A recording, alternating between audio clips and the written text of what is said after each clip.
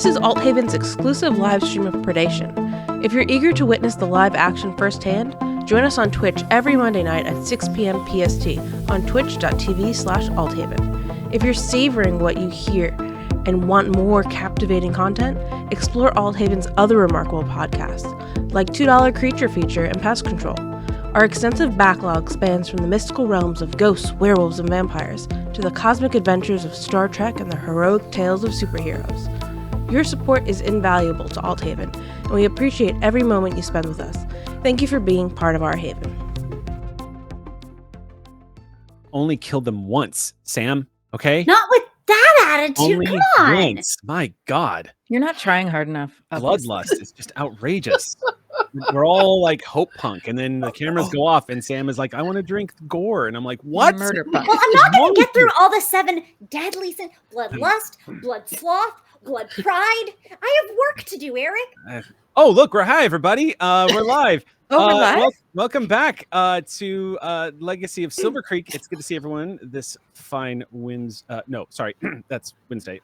Monday evening. We are going to be jumping back into our chapter tonight, but before we do, we're going to get to some of the announcements.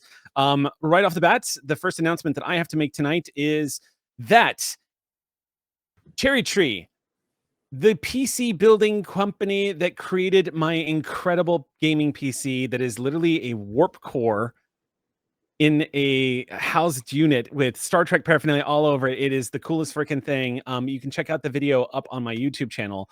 They are extending the discount code that they had for me with their discount for Cyber Monday.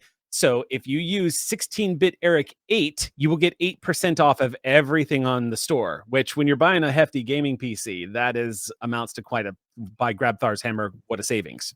So definitely check that out. That's going to be my big announcement for tonight. Also, I want to give a quick shout out real quick before we move on, as just a big thank you to Pretty Witchery and Rogan27 for all the amazing work that they're doing on the League of Whimsy Discord. They Pretty Witchery in particular has been setting up a huge infrastructure for Captain's Log Star Trek Adventures solo play over on that Discord right now, which is pretty incredible. And I'm learning a lot, and I'm hoping to be able to expand that into my own repertoire of knowledge of how to set up Discord. So thank you so much. I just want to give a big shout out to those two. Thanks, guys. Let's see. I think that was my only other announcement that I had. Did anybody else have any announcements for this evening? Go. Bye. I don't know. Sometimes someone else might have to jump in. The podcast that I produce and edit, Thin Places Radio, 10 minutes or less, tiny cast, tiny little spooky radio show. We had a new episode go up on Friday. Our next episode will go up in 2 weeks. We're bi-weekly episodes right now. But the announcement is that I didn't say here last time because I forgot about it. We have merch right now. We have a couple of pretty cool shirts that I designed. If you've seen the flyers that we made when we first went up as our like promotional thing, I turned that into a shirt. So it looks as if you've got a flyer on your back. And I think it's pretty fun, even the Zoomers don't like art on the back of their shirts. I hope you'll check it out anyways. But it's on Bonfire, so they will continue to be available, but the first batch wraps up tonight, actually. I think it's at midnight Eastern. You'll have to check it out. They will still be available, but they won't get sent out for another like 2 or 3 weeks or something. So if you are interested in that kind of a thing and you want to get it before the winter holidays, check it out tonight. Thin Places Radio on Bonfire, or you can just go to any of our social medias and there'll be a link there. You can check it out. Sweet. All right. Thanks, Caitlin. Anybody else have anything they'd like to announce? Yes, Eliza. It's the end of the month, so I have to submit my Storyloom chapters. Like, I can't procrastinate anymore, which means you're going to get 3 chapters this week on Anaya the Hunter. And they should be up by the end of the week because that's the end of the month. I literally cannot wait any longer. I'm the worst, but also like I love who I am. It's fun. What a coincidence. Fun. We also love who you are. It's true. Thanks. Sometimes you just have to embrace the like incredible level of procrastination that you have and just be like, you know what, it got me this far in life. Like, why fight it? What I have learned, yes, I completely agree. I had my mentor once said, what if you stop to consider that that's your process? I mean, why not? Why does it have to be bad? Why does procrastination might just be part of your process? And I was like, oh my God. It's certainly part of something. It's something. But anyway, yeah, keep an eye out for go to Storyloom. You can get if you haven't already, you can sign up, get a free login with your Google address, and read all of my stories. I'm Lisa. That's how you can find my stories. All right. Thank you, Lisa. Anybody else have anything they would like to? Yes, Noir. All right, this might be a little long. I apologize. First off, thanks to everybody that leaves YouTube comments. Our Noling, Griffin, Des, Sarcasm 6669, and of course Sir Shane Lyric, who's always been a real one. Thank you for just the comments you left on YouTube and hunting me down after morning ritual to see if I come through with my penance today. Also, we have our monthly game tomorrow, and it is the return. I'm just glad I get to say it. It's the return, and we're getting close to the finale of our Star Trek story. It's been a while, so I completely understand if you have forgotten where we are, but we are a story that takes place in the Kelvin universe that has now hopped into the prime timeline, and shenanigans ensue. Our BBEG is a narcissist, and we're watching our counselor go toe-to-toe with this incel narcissist man baby who's taking over the ship. We'll see. This explains our conversation at the top of the screen. I want to violence so bad. Oh my gosh, I want to This violence so bad. explains our conversation at the top of the stream.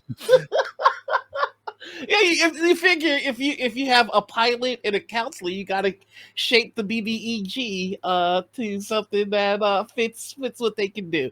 So that's of course for all the coffee supporters. So thank you so much for supporting Stream Punks. I still don't know how I get to begin, so thank you all for helping convince them to let me stick around. Yeah, every day we're like, are we still doing this with Noir? Jesus. I know, it's just like, oh God, again? I don't even like that we're pretending about this. I love you, Noir, so much. Thank you. I'm so glad somebody said it. I'm in all of their walls. And I'm in yours. That's what that sounds like. All right, but those are my. Oh, and also no morning ritual this week. My baby's celebrating her birthday. Woo-hoo. All right, Happy birthday, Anita. Everybody say happy birthday. Happy birthday to Anita. Yay. All right. Well, thank you, Noir. Does anybody else have any freaking ding dang announcements for this gosh dang evening? Anybody have any heckin' announcements? Oh, sorry. Go Ding ahead. dong dang gosh. Yeah, in the first 8 minutes of the YouTube, we will be demonetized. Anyway, here's my announcements. Jake and I are doing a new video series, and episode 2 just dropped onto Althaven's YouTube. We are talking about first impressions for Bloodlines 2, and Jake's a real fun time. He does so much for us here on Legacy of Silvercreek, but is also a fantastic co-host in front of camera. So please check it out. Althaven's YouTube live right now. And hey, while you're on YouTube, hey, how you doing? You might want to check out some science. I mean, after all, you're here. You might be a sci-fi enjoyer. So try some sci, get pure from the source on Contain Science on my YouTube channel, youtube.com/Delevely, DELEVELY. The latest episode is on room temperature superconductors, but is also on like one of the bigger scientific dramas I've had the privilege of covering. In the first 2 minutes of delivering this story live, we had someone in our chat been just like, this effing guy. Find out why they said that in my chat live on YouTube now. But I'm hoping we have a healthy dosing of this effing guy brought to us by our NPC antagonists. We're going to go find out. I'm excited. All right. Well, with that, let's go ahead and jump into this chapter of Legacy of Silvercreek. I mean, but if you drink that much blood, Sam, I'm just saying you're going to eventually. Look, there are some conditions where it's in fact required, and also conversely, where it has to be trained. So really, vampires should target people with hemochromatosis. It's true, I suppose. Some do. Let's go ahead and jump into tonight's game session, shall we? Where we last left off, you guys had traveled back to Gravac. You've returned home to your prehistoric home front. Not exactly where you meant to end up, but here we are. You have managed, however, to end up close enough to the old homestead that you were able to find Joe's old place of residence. And y'all held up there for the night with the intention of heading out in the morning, jumping into the next reality. The plan, if I remember correctly, and do correct me, players, if I'm wrong, but as I understand it as the GM here, the plan is to leap into another recursion, another reality. So this reality specifically being apparently the point of origin for Theta, this incredibly advanced AI that seems to be working for the planetivores, or the giant world eaters, to break down the walls of your world so that it can enter and destroy everything. You guys, specifically Ozzy, got the idea to jump into the recursion that Theta originated from so that you can perhaps use to your advantage the technologies of Theta's world and look for something of a kryptonite, something that will essentially break Theta, that can break any stalemate. Right now, all you're aware of is that she has a tremendous amount of advantage on you, both in knowledge and power. To try to close that gap, the objective here is to find a way to bring something back with you, some piece of tech, so that you guys will have an advantage against Theta. In order to do that jump, though, to translate into the next recursion, y'all needed to rest your bodies. And that made a lot of sense to each of you, because leaping back into even your home recursion was jarring, to say the least. Your bodies in the previous recursion that you were in, well, I shouldn't call it a recursion, it was Earth. You were literally in the shoals of Earth. When you were at Earth, pulling yourselves from that reality back into your reality literally felt like your body being just disintegrated slowly. It wasn't painful. It was just that slow rip away from that reality and being thrust into this one, loading up. What you have had to wrap your head around is that the body, the clothes, everything that has translated back over into this as it exists now is technically new, as it has been reconstructed and reformed by your consciousness in this reality. Now you're talking about doing it again. So you've had to rest for the night before you can do it again. And that's what we did. We took a break at Joe's residence here, just a few kilometers north of Kaleno City. Of course, you had an encounter with the Silverbacks. Thankfully, that actually ended in a very positive way, due largely to the efforts of Ozzy jumping in there and socialing that into a state of alliance. Where we are picking up today is sunrise. The sun is creeping up over the horizon here in Gravac. It is, of course, a morning that is filled with all of the familiar sounds of the sun rising over the landscapes. So you can hear all the animals waking up. And you can hear the sounds of yes, that is a very good point to point out. Dahlia did quite the amount of work herself. That is very, very true. And may have made special friends with one of the Silverbacks, and earned all kinds of loyalty in that regard. This morning, the Silverbacks are still lingering about. They are still in the area, but they're not congregated around the house as they were before. They don't hide themselves. You do see them. And Dolly, I would say you being probably one of the first people to wake up would see, like, off in the distance near the tree lines, a few of them stalking. What they're doing out there isn't particularly clear to you until you see emerging from the tree line is both Ozzy and Zach returning early in the morning from what looks like some kind of hunt or a scouting trip. I'll let you guys decide if you've brought home a kill or if you have anything with you, but you see your two friends stalking out of the mists headed back towards the homestead. Now, just to paint the Yeah. picture for you again, there is just a thick cloud of mist that has settled over this grassy landscape. And if you can imagine the sounds of the entire world waking up in the Cretaceous period, from animals in the distance to insects to everything, it is that vibrant moment in the morning where it feels like the world is waking up. And you can see these two people silently stalking across the plains. What would you like to do? I'm going out to the door and I'm gonna wait for them to show up. Okay. I'd like to imagine that we caught quite a bit of food. Okay. Not just for how would rations translate on the moon? They might turn into dino nuggies. Not important. We went hunting and we got dinosaur meat to make breakfast and rations for later. I think that Zach is completely cooked, just like out of it.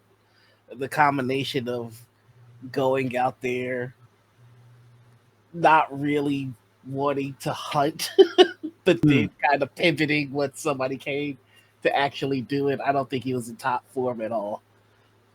I imagine it must have been a little different for you, actually, because this may have been one of the very first times in a long time that Zach has had to hunt without Kimmy, who is kind of your extension. Like the two of you move as one during a hunt. Yeah. It took so much longer to actually find the prey because Kimmy's usually the one that spots it for them. Mm-hmm. Yeah, it was definitely because we didn't have Kimmy and not because Ozzy is a disaster. With the frightening speaking level for hunting, we can say. Look, sometimes the words are important and they had to be communicated, and they had to be communicated before our brain reminded us about volume. And there goes our target again. But hey, we were successful. Yes. We have dino food. Yes. So much meat. And some roots. I helped. You can see the very familiar form of Dahlia leaning in the doorway, her arms folded as she's just watching the two of you come back.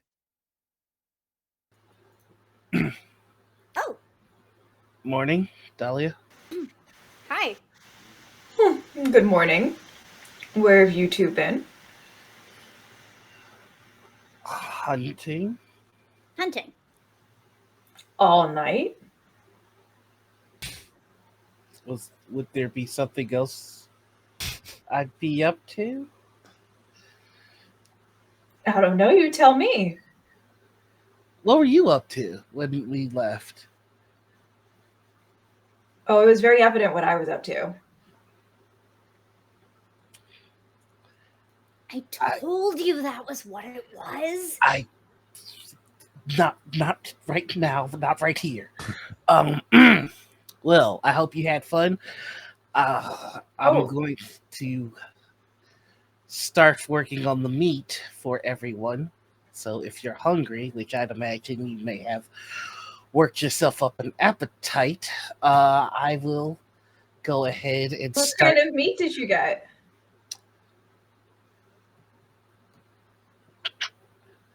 Dinosaur. It's a valid question. What kind of meat did you get? And Ozzy helped you.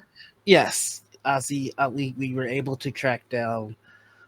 We were able to track down some raptors. So I was helping. I am truly impressed, Ozzy.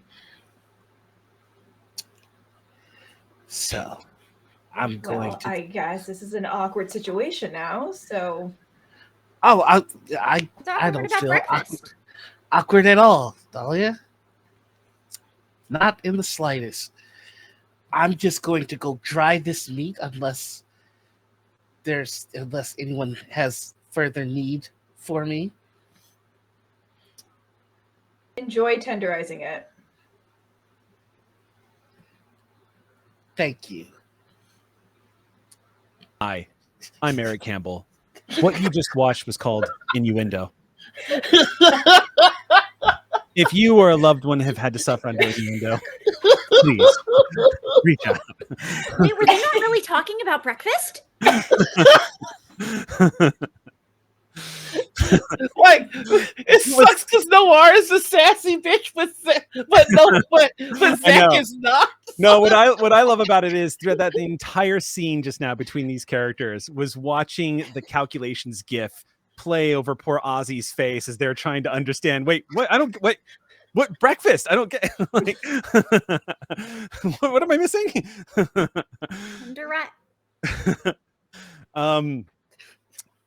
Yeah, when you guys enter the building, you can see everyone is stirring and kind of getting up. Despite the fact that this place was not really well furnished, despite the fact that it was just a roof over the head and a protection from the elements, the truth of the matter is that all of you, this is home turf for you. You are used to surviving and sleeping out under the stars if you have to. The people who grew up here as a second generation of Gravac, by and large, have to get used to sometimes needing to rough it, with the exception of our friends from Kaleno City, who grew up in the comforts of the wall and who are once again trying to adapt to the concept of roughing it. Now, to be fair, I just want to point out and give some credit because Ozzy and Joe both went through a lot traveling through the Red Jaw Wilds, almost dying had you not had a fateful encounter with the former butterfly. If Clover hadn't spotted y'all and y'all hadn't spotted Clover, 50-50 chance says you're probably not going to make it to Silvercreek. But this kind of feels familiar to y'all. But for the rest of you, it just feels nice to be back in the air that you know, in the sounds that you know, and the smells and the feelings and the moisture that is building up in the mornings of the rolling mists. All of this feels like home turf. It's kind of causing a spike of anxiety just throughout the entire group to think that in just a few hours, y'all are going to be leaving this place for something completely beyond anything you've experienced before. That being said, walking through here and whistling as though there was nothing unusual about today, Orega has made his way into the living room and is carrying what looks like a small container filled with somewhat cloudy looking water. And he sets it down and splashes some on his face and goes, "From the river, if anyone wants to get a drink." You're gonna want to boil that. I'm not drinking it. I'm just splashing it on my face. Wait. We should boil it anyway. Even I know that. He sets it aside and says, all right, I'm going to go dry off. He gets up, moves out of the room.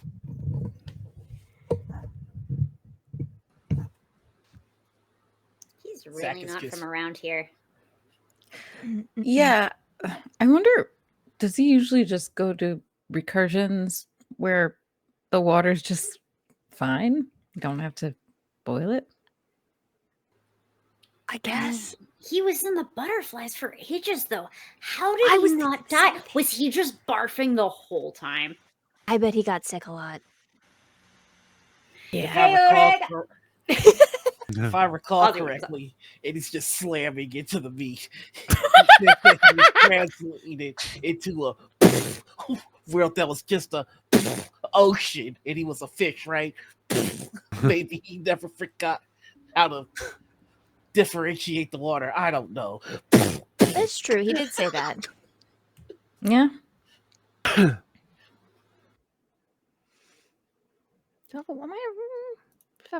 Any supplies that's useful this morning? Probably not. It's daytime. I don't need my lantern. Clover looks over at Zach. I think it's good. You sure? I think you got it. You got it. Oh, okay. Just want to make sure it's nice and tender for everybody. It's probably already dead. It definitely is already dead. You don't have to keep killing it.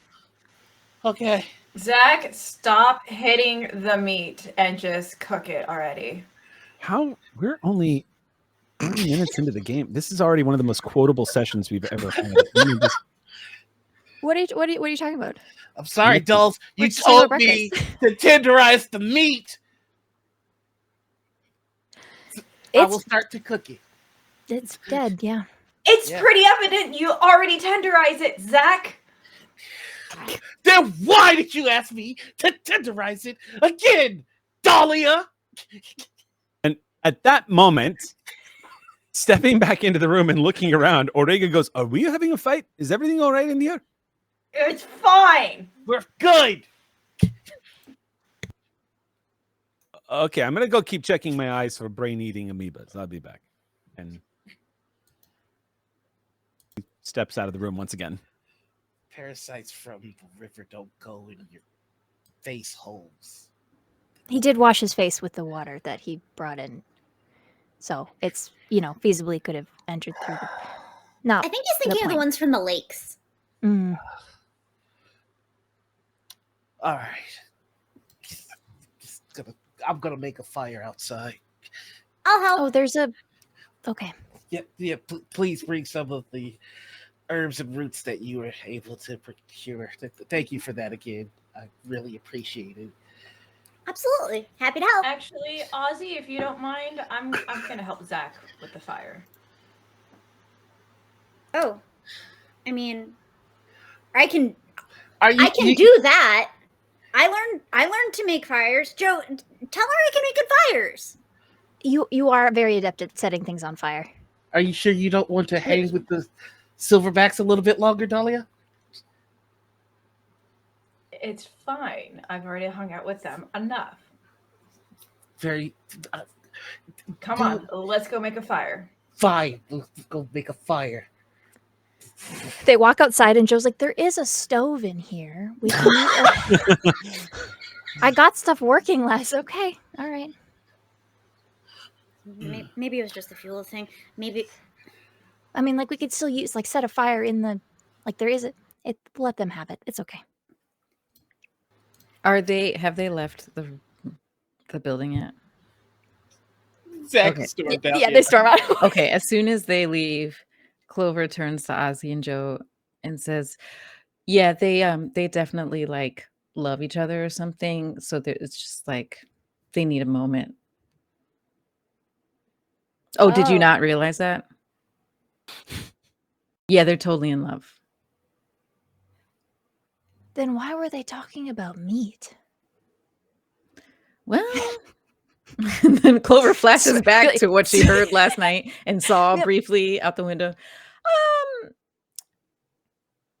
I'm not sure. Smash cut or whatever they're doing outside, maybe. Yelling more, maybe. I haven't seen that kind of synchronicity since Gina and Xander faced each other with the goatees. Just watching Noir and Cynthia both just fall off screen. It's pretty good.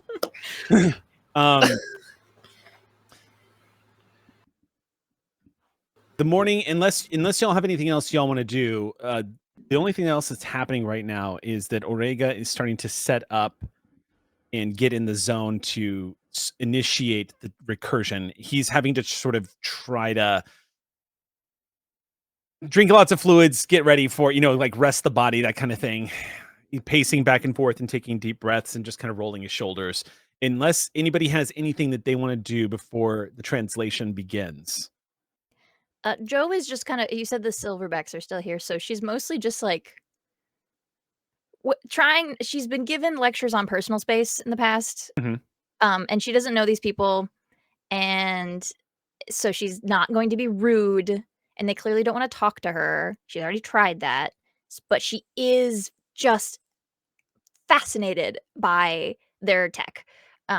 Yeah. So out the window while she's putting stuff together or trying to, I don't know, her kind of pitiful attempt at making the space not quite so destroyed in here. Just kind of watching out the window and just seeing whatever she can observe from them, because she thinks it's very cool. She's never seen this before. Yeah, I would say roll me an intellect check, because you guys have probably a lot of what you thought you knew about silverbacks has been dispelled in just the past 24 hours. So roll. I'm gonna kind of do. This isn't typical for Cypher System, but I'm just gonna ask you to roll, and I'm gonna based on. I'm gonna do this. I'm gonna set a standard difficulty here of 6. Okay. So you need it. So difficulty 2, and the higher you roll, the more information I'll get you. Okay. Then do any of my skills come into play? I have scientific investigation, which comes from my I think either tech or empirical. That definitely feels like it would, yeah. Yeah, all actions involved with conducting experiments, tests to discover proof, things to discern the truth or glean information. Information. That's where that clicks. Also, if you have anything that would help you sort of observe socially what's going on. But no, no. So I've got scientific investigation, which was that description. Biorobotics and cybernetics and computer systems are the only things that are. I'm specialized in biorobotics, cybernetics, and then trained in scientific investigation. Okay, yeah, go ahead and make those rolls. I would say you definitely get an application for that. Okay. 15.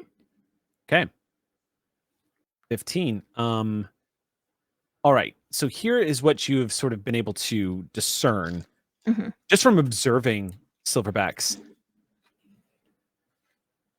What you're starting to learn about them is this is not a clan of this is not like a tribal community that is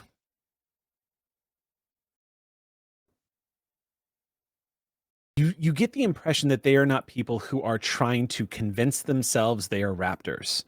What you get is that it is a community of people who have taken the incredible technologies that they have developed and used them to bring themselves closer to understanding the way predators live and experience the purity of that balance between predator and prey, away from society, away from the structures of society, and has decided instead to live in a way that no other human has had the opportunity to exist as existing alongside raptors. You have witnessed them in their movements, in the way they socialize with raptors. You've seen how raptors interact with Zach. Zach is able to engage dinosaurs in a way that is incredibly intuitive and brilliant, and the dinosaurs respond, but it's a completely different exchange watching the silverbacks and raptors. They react towards each other and behave towards each other like they're raptors. It doesn't give you the vibe of caretaker and creature. Instead, you get pack mates moving about. The only time you see anything kind of close to that is the way that Zach interacts with Kimmy, or the way you see Clover interacting with Sweets. That's very familiar. In this, though, the silverbacks are 100% pack mates for the raptors, and behave, show affection, threaten each other. All of the social dynamics, it's extraordinary. You can only imagine what it's kind of exciting to behold, really, here, Joe, is that whatever the outside world may think of them, these are people who have unlocked the secrets of the thinking mind of these incredible creatures, these incredibly intelligent predatorial creatures that lurked here in the Cretaceous period. They have the language, they have the body movements, they have everything. And they are using technology to live in a way that most humans can't even comprehend. You see precisely how humanity in its small-mindedness would completely misunderstand them and assume just by default that they were these outlandish outsiders that were doing heinous things or behaving in such ways and blah, blah, blah. What you see is a fascinating amalgam of technology and the animalistic natures observed and absorbed. It's a dance. And you are starting to see the steps as you watch them interact. It's something to behold. their technology, the cybernetics that they're using, you can get a sense of the advancement of the technology. It looks like some of them have had full-on limb replacements, but what you've observed too is it looks like some of them may had been missing limbs to begin with and have used them to their advantages. So what you are observing essentially is technology that is very much on par with what Atticus has to replace Atticus's foot. It's just gone a little bit different. What you think you understand now by the end of this roll is the leading piece of tech that really fascinates you was the incorporation of the tail spine, Yeah. because it's giving them the ability to balance and move in ways that humans could never do. Even with the articulated leg segments that they have on their feet, it doesn't allow them to run or to run at the speeds that they're running at. They would need that tail to keep from just eating dirt every single time they got past 15 kph. So you are getting to the idea of that, like that tail, which seems to respond to their thought. It is connected to the spinal cord all the way down the length of their body and stretches out. It's quite impressive. And the tech feels like it's in good condition. Like it's like this is high tech. Like it's to incorporate this in the human body is like wild levels of like. It is the telltale sign that most people wouldn't look for. The tech looks like it's well kept. Yeah. It looks well worn. Mm-hmm. It looks like it's been used again and again. It shows all the telltale signs of wear and tear. But there's no way tech like that could operate the way it does at the level it does for as long as it does, as well as it does, unless it is well kept. And if you didn't know any better, you would think that on occasion you would see one of the silverbacks engaging in what you've seen some raptors do, which is sort of like a pruning or grooming behavior. And it almost seems to you like they have incorporated that behavior into checking each other's tech. So since this is Atticus's house, this is where Atticus had to live because he couldn't live in the triangle with Joe. Joe has maintenance tools here, and if like she'll go into a chest and see if there's anything left from like if people would have gone for like her parts of her toolkit, like just like an old toolkit. Would any of it still be here? Just like Atticus's maintenance tools. That's a story point spend. If you want to make that true, you can be like, I had a secret alcove. Can I spend a story point? And I've got all my old cybernetic tech that I had for because to me, that's something. If you knew you were about to leave on a long journey with Atticus, you would have taken with you. But if you want to spend a story point, you can be like, it's a good thing I had more than one set. Hey guys, can I have it? Can I have it? I would like to spend a story point. You want to spend an ox point? An ox point, yeah. Then we'll spin this to our good friend Vance, who just resubbed up. Thank you so much, Vance, 1982. That is from Vance. You are going to have full access. You move into your old room, and sure enough, under the collapsed bed, you just see the floorboard, couple of taps on it. You pull it out, and there is a fully operational cybernetic toolkit. Which, by the way, just as a quick reminder, this is above board, above the table, because again, you guys are still getting used to the rules of the strange. Those tools are technically something you can take with you into the next recursion because it's the same high level science that you're coming from. So in the context of the recursion, it will make sense. Yeah, I'm gonna do something silly with it. Okay, you're like, yeah, no. Yeah, I'm so sorry. That's so good. I have other tools. Back. She wants to go make a friend, kind of a little bit. She doesn't know how to like. They didn't answer her, and she's already bad at like people she doesn't know and have different things, and she doesn't want to like bother them. But from what she's observed, okay, she's not gonna have a conversation with these people. But if she observes like the gentle maintenance kind of check over, she's gonna go and like pull out the tools, the set that was like for the house and not like her regular set, and she's going to basically just bring the case out into the yard and like just like not really engaging because didn't matter the first time, and so she will just like set the case down, open it up, and we'll just go back inside. Okay.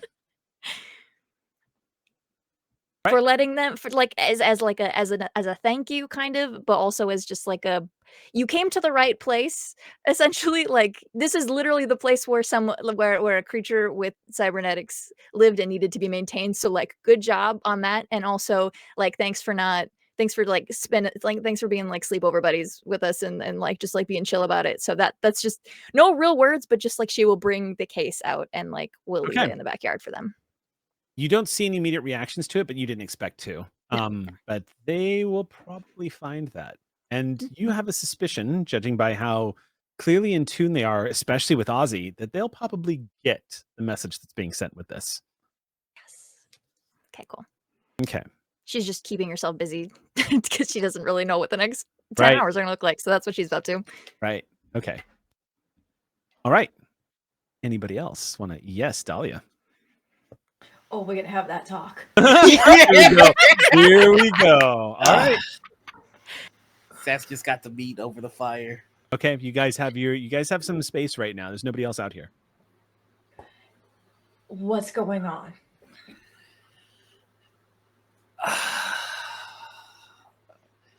I think that's a pretty broad question, Dahlia. It's a lot. Well, let me narrow it for you. You seem very frustrated by a lot of things that I do. I'm Karn. My responsibility is to keep everyone from Silvercreek alive. You have a tendency to make that. Well, stop relying on that line. You always say that, and you always rely on it. What's the real truth, Zach? Why are you upset? What further truth is there, Dahlia? I am Karn, and that is all that I am. That's it? If you believe Silvercreek, I go to make sure that they come back. That's what my father did. That's what his father did, and so on and so forth. You know that.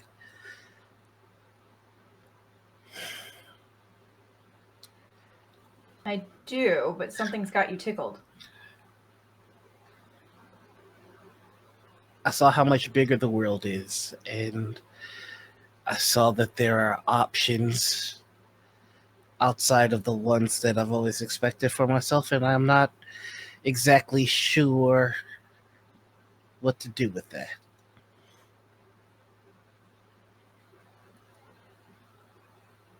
I see. So you're finally starting to see just a glimpse of what I've been talking about for years, where you started to talk about how crazy I am. And now that you actually fully understand it, now you feel crazy.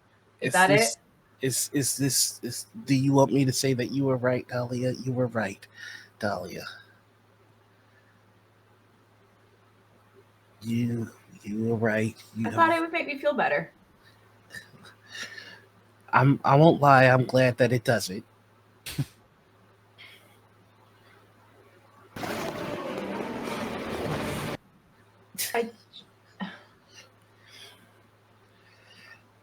I don't understand you, Zach. The path was simple. Stand in the way of something with an anger problem and a lot of teeth, and then that was it. That was the job. And now we have other realities, and I just. But that's your problem, Zach, is that you think that everything is just linear, that there's just one path and one way to go through something. Did you not realize that life is secular? Like you go around in circles. Like you're literally repeating the same path as your father and probably your grandfather. So why not break the cycle and do something else? Because if we break the cycle, if one Karn decides not to if one Karn decides not to uphold their responsibilities and it leads to further of us walking away, then who's left to protect Silvercreek? Somebody will figure it out. You can't rely on figure it out. There has to be some stability, some reasoning, Dahlia. That's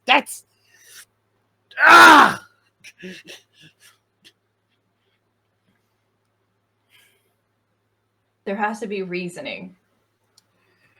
You're telling that to the person who has dreams about the future, about somebody who has my face, somebody that is a universe killer. What reason do they have? I don't know, and more than that, I don't know how that doesn't scare the shit out of you. I would not be so calm in your position. What makes you think that I'm not scared?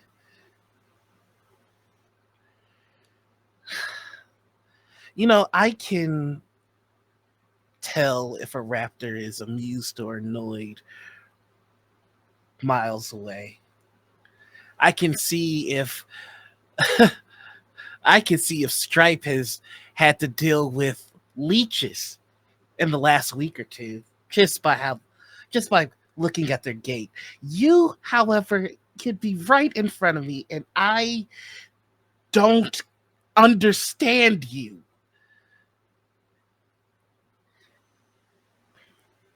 Well, And maybe I can make it a little bit clearer for you. Please. See, when I'm with you, I don't have to worry about my safety. I can do whatever I want because I feel safe around you. I don't have to think about a T-Rex coming after me because I know Zach is right behind me and is going to take care of the problem. So you see, I have nothing to be afraid of because you're around. When you're not here, I have a problem. And I feel like that problem is coming closer than I think.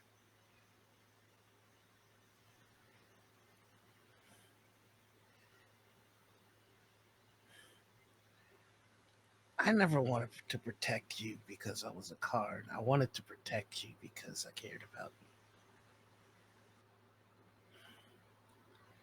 If you cared about me, why did you make me feel like I was crazy all the time? Because I don't understand you. Just because you don't understand something, you make them feel wildly out of their mind? Yesterday was the first time I allowed myself to acknowledge feelings.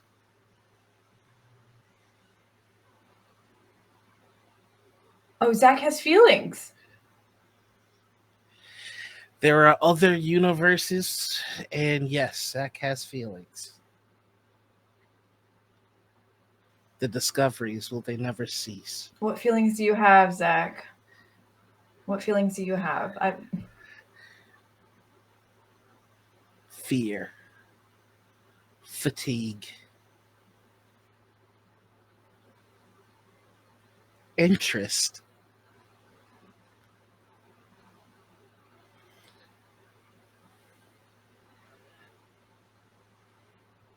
Interest?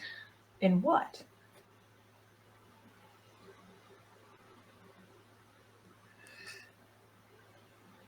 Is there anything else I could do for you today, Dahlia? Yeah, stop avoiding a question. I learned from the best. Oh, I don't avoid questions. I answer them, quite honestly. And right now, Zach, just say what's on your mind. Seriously.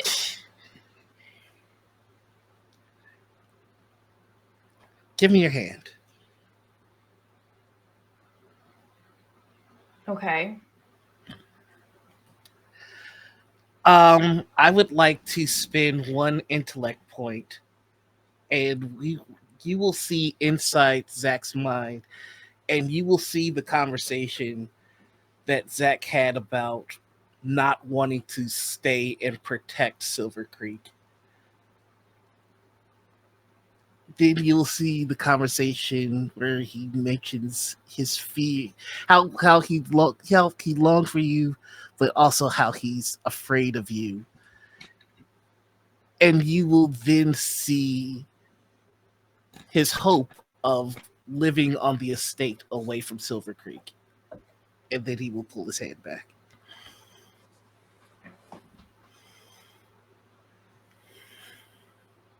Oh. That's what you're afraid of. I don't want to be here anymore, Dahlia.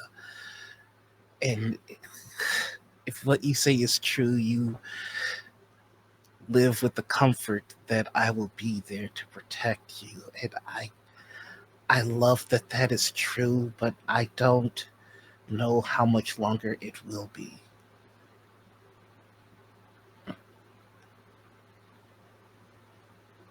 I think I'm ready What to... if I told you I didn't want to be here either?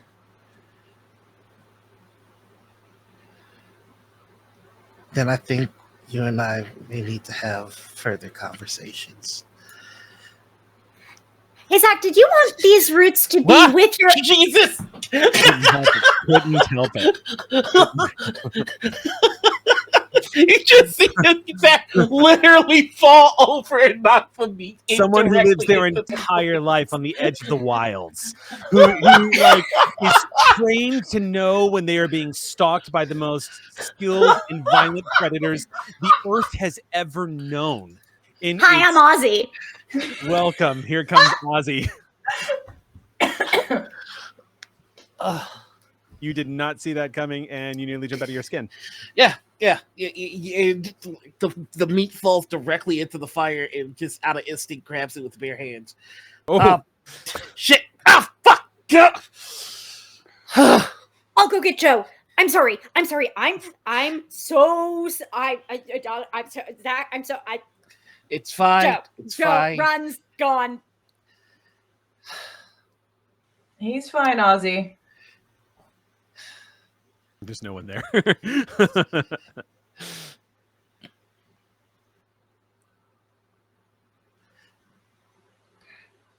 Dahlia, it's choice. I never lived a life where I thought I would have one, and I don't know what I'm doing. Just That's the follow your problem. heart. What does that doesn't make any sense.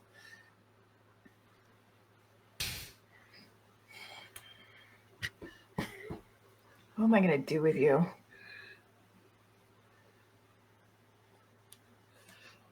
Well, you've... Okay, all right. Idea, real quick, before Ozzy Yes. comes back. Yes. Close your eyes. Okay.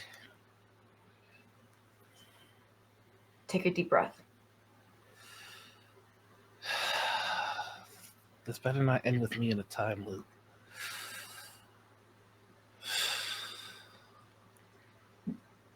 Not my intent, but we'll see. What's the first thought that pops in your head?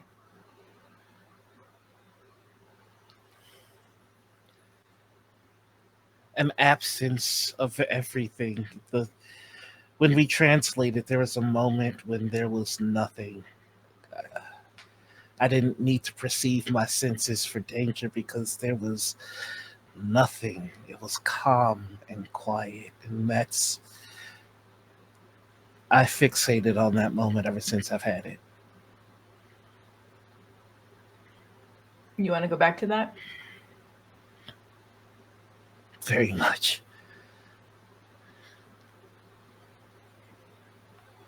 Is it the idea that you don't exist or the idea that there's peace?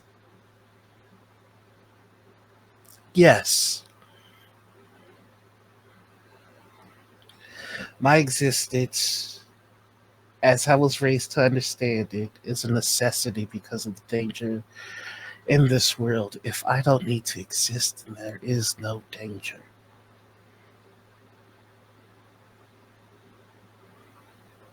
Interesting way of putting that. You know that there's going to be danger anywhere you go.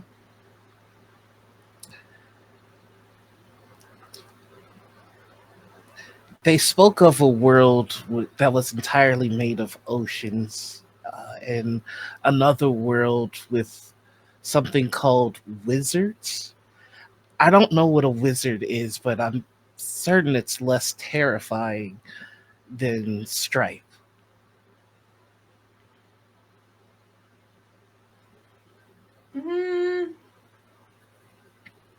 I don't know.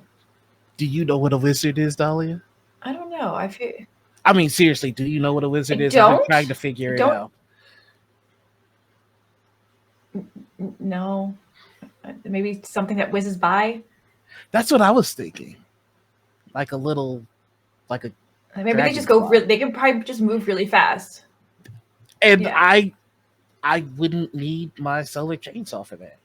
Just slap it with my hand. So how about when we're done with all of this, we go see what a wizard is?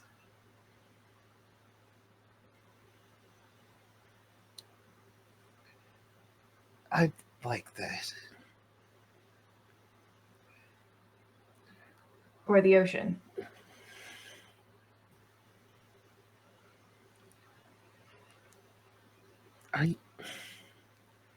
Do you not feel theta? Is it not? When you gathered the information from that computer so seamlessly, just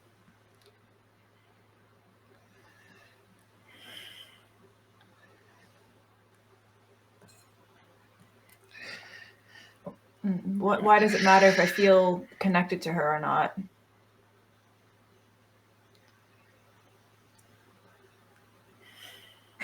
I feel connected to everything. because we're going to have to kill something that looks exactly like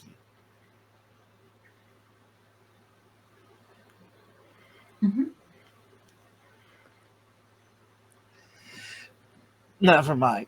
It's when the time comes, I'll do what's necessary. I'm fine.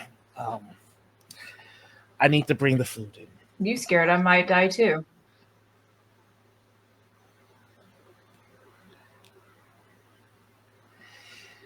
This thing has been the antagonist to this estate for some time. There's been a number of plots, and then you.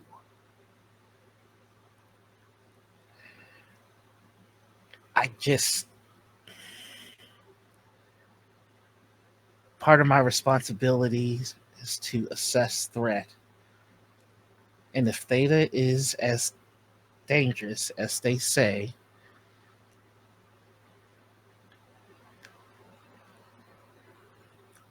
I worry you may unwittingly be a contingency plan, Dahlia. And if the time comes... Dahlia gives Zach a huge... Go ahead. And I'm going to whisper in your ear. If it comes to that, I will protect you.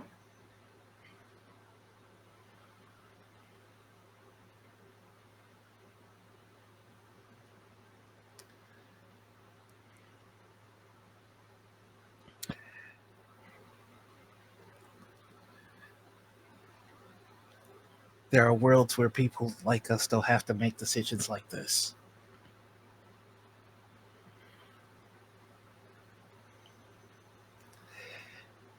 That's the most upsetting part of it, is knowing.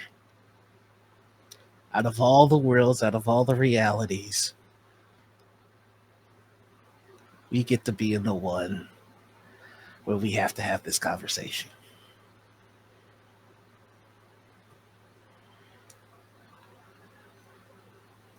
Yeah. So what's taking Ozzy so long?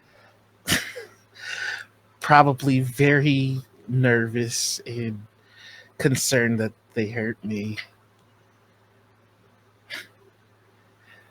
Odd, that one, very considerate. Interesting. Anyway, They're all very considerate, Zach. are you sure? They all worry about you. Joe They all C- worry about you. No, I'm pretty sure Joe's more concerned about any science that appears than not important. Oh,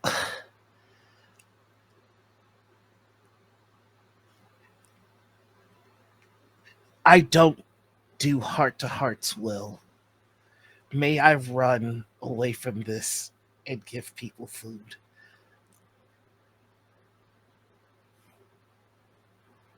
I mean, yeah, sure, go ahead. It's gonna put a hand on Dahlia's shoulder. And go, thank you. And again, just one more time, you were right. I know. I always am.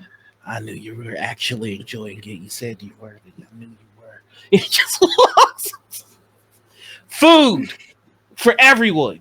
Come get it.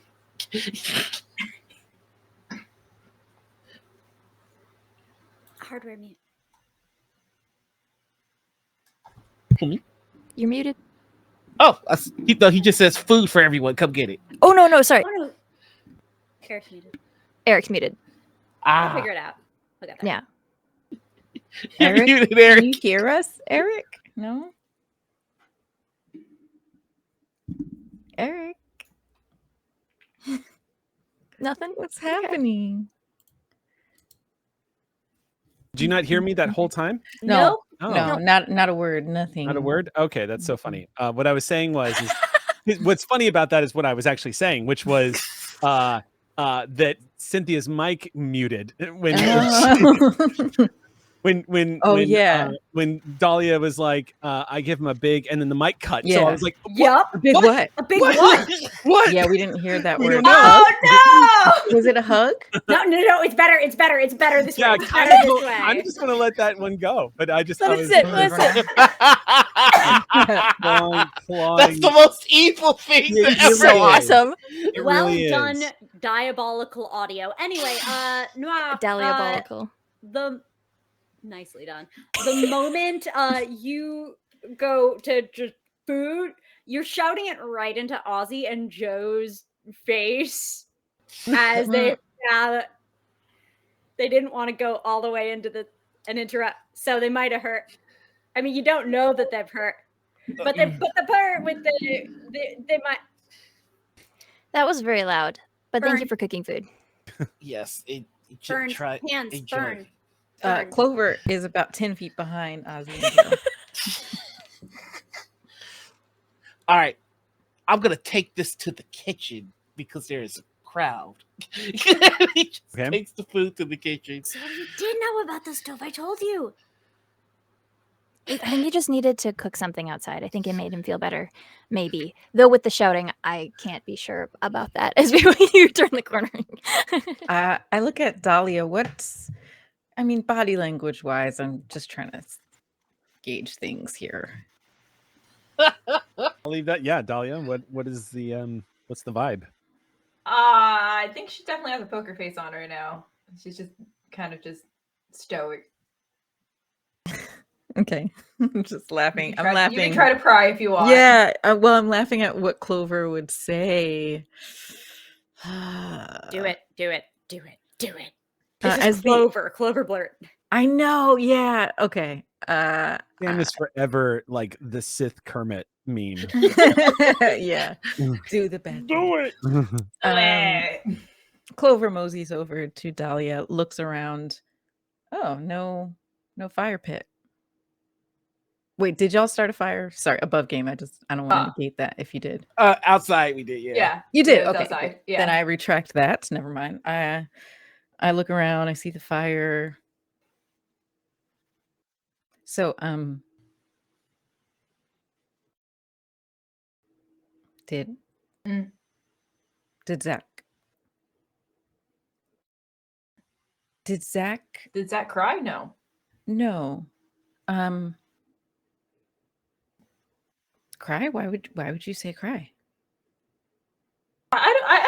I just he has a lot of pent up emotions. Yes, emotions. Yes. Did he say what the emotions are? Yes, fear, intrigue, interest. Oh, I forgot the other one. Interest? Interest.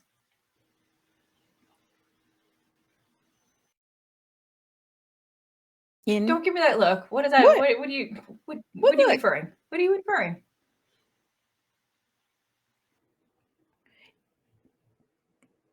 Did he tell you how he feels about you? No. What? He showed me. Oh my god, what? Wait, hold on. Not what it sounds like.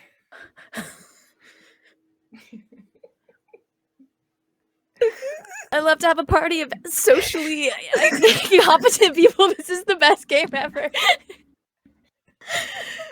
Okay, it doesn't sound like what it sounds like. It doesn't sound like what it sounds like. What do you get when everyone communicates like Willow Rosenberg? Stream punks. The answer is stream Stream punks. punks is the answer. Is stream punks. Yeah. You know how I like my abilities I could see him do. He showed me in conversation previously. Oh. That's wow. It's really cool. How do you feel about it? Okay. Well, if you ever want to. I don't know. I just wish he would come out and say something about it, though. Like, it's great to have the feelings, but like, he takes initiative on leading hunts and talking to dinosaurs and taking out dinosaurs, but won't take the initiative to say what he feels towards me. Well, I knowing a few Karns myself, I could say that stuff is, what they live and breathe to hunt and stuff, but it's the other stuff that they find harder. So maybe in time he'll be able to actually say it. Mm-hmm. Yeah, he gets frustrated when I flirt or do anything else with any other person being out there. That's annoying. Wait, so this isn't the first time this has No. happened? Oh, no. No, I've been doing a social experiment for some time. Oh, so you knew. Wait, you knew before he showed you. Oh. Yeah. I can read people very well. One of my many talents. I can see that. It's not hard. Mm-hmm. But I need Zach to come out and tell me exactly what he wants from me.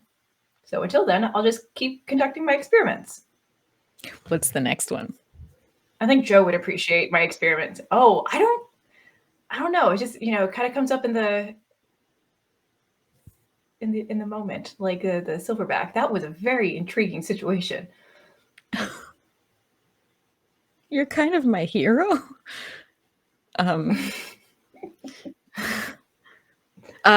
See, just like how you like machines and understanding machines, I like to understand people. Yeah, I totally people get are that machines. now. I totally get it. And if you ever need help like figuring out the next like experiment, please let me know. I'm happy to like apply my technological knowledge to maybe like make it people though, Mm-hmm. Mm-hmm. Yeah, no, definitely. One of my really favorite ones is to see how flush people can get. All this time, Zach thought all the dangers were out in the wilds. They didn't train me for this. Social All this experiment. time, Zach thought the danger was outside the walls. Inside the house. No amount of pull-ups can prepare you for heartbreak. You foolishly spending your time fearing Stripe and Grimscale and the butterflies and low Oh, So the how about real that meat? butterflies were the ones inside. in the tummy. Yeah, meat. Yeah, Meat. let's get meat. Lots of meat. Lots of meat. Yeah, let's It's go get a- some meat.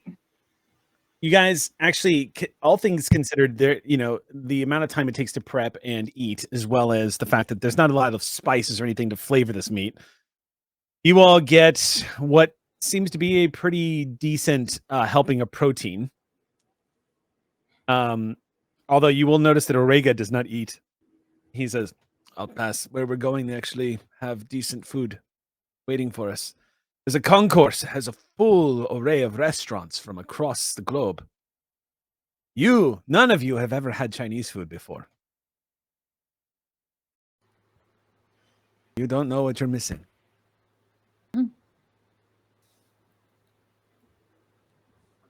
Okay. We risked our life for this food. Oh, it's not good enough for Ariga, though, Zach. Don't worry about it. Agreed. It's He not leans a up against the concourse wall. food. I have to conserve my strength. And not eating does that for you? Not eating charred dinosaur flesh and waiting for a properly prepared meal. Hey, the only reason it's charred is because It was my fault. I dropped the meat into the fire. That's how you cook it in fire. Not the point.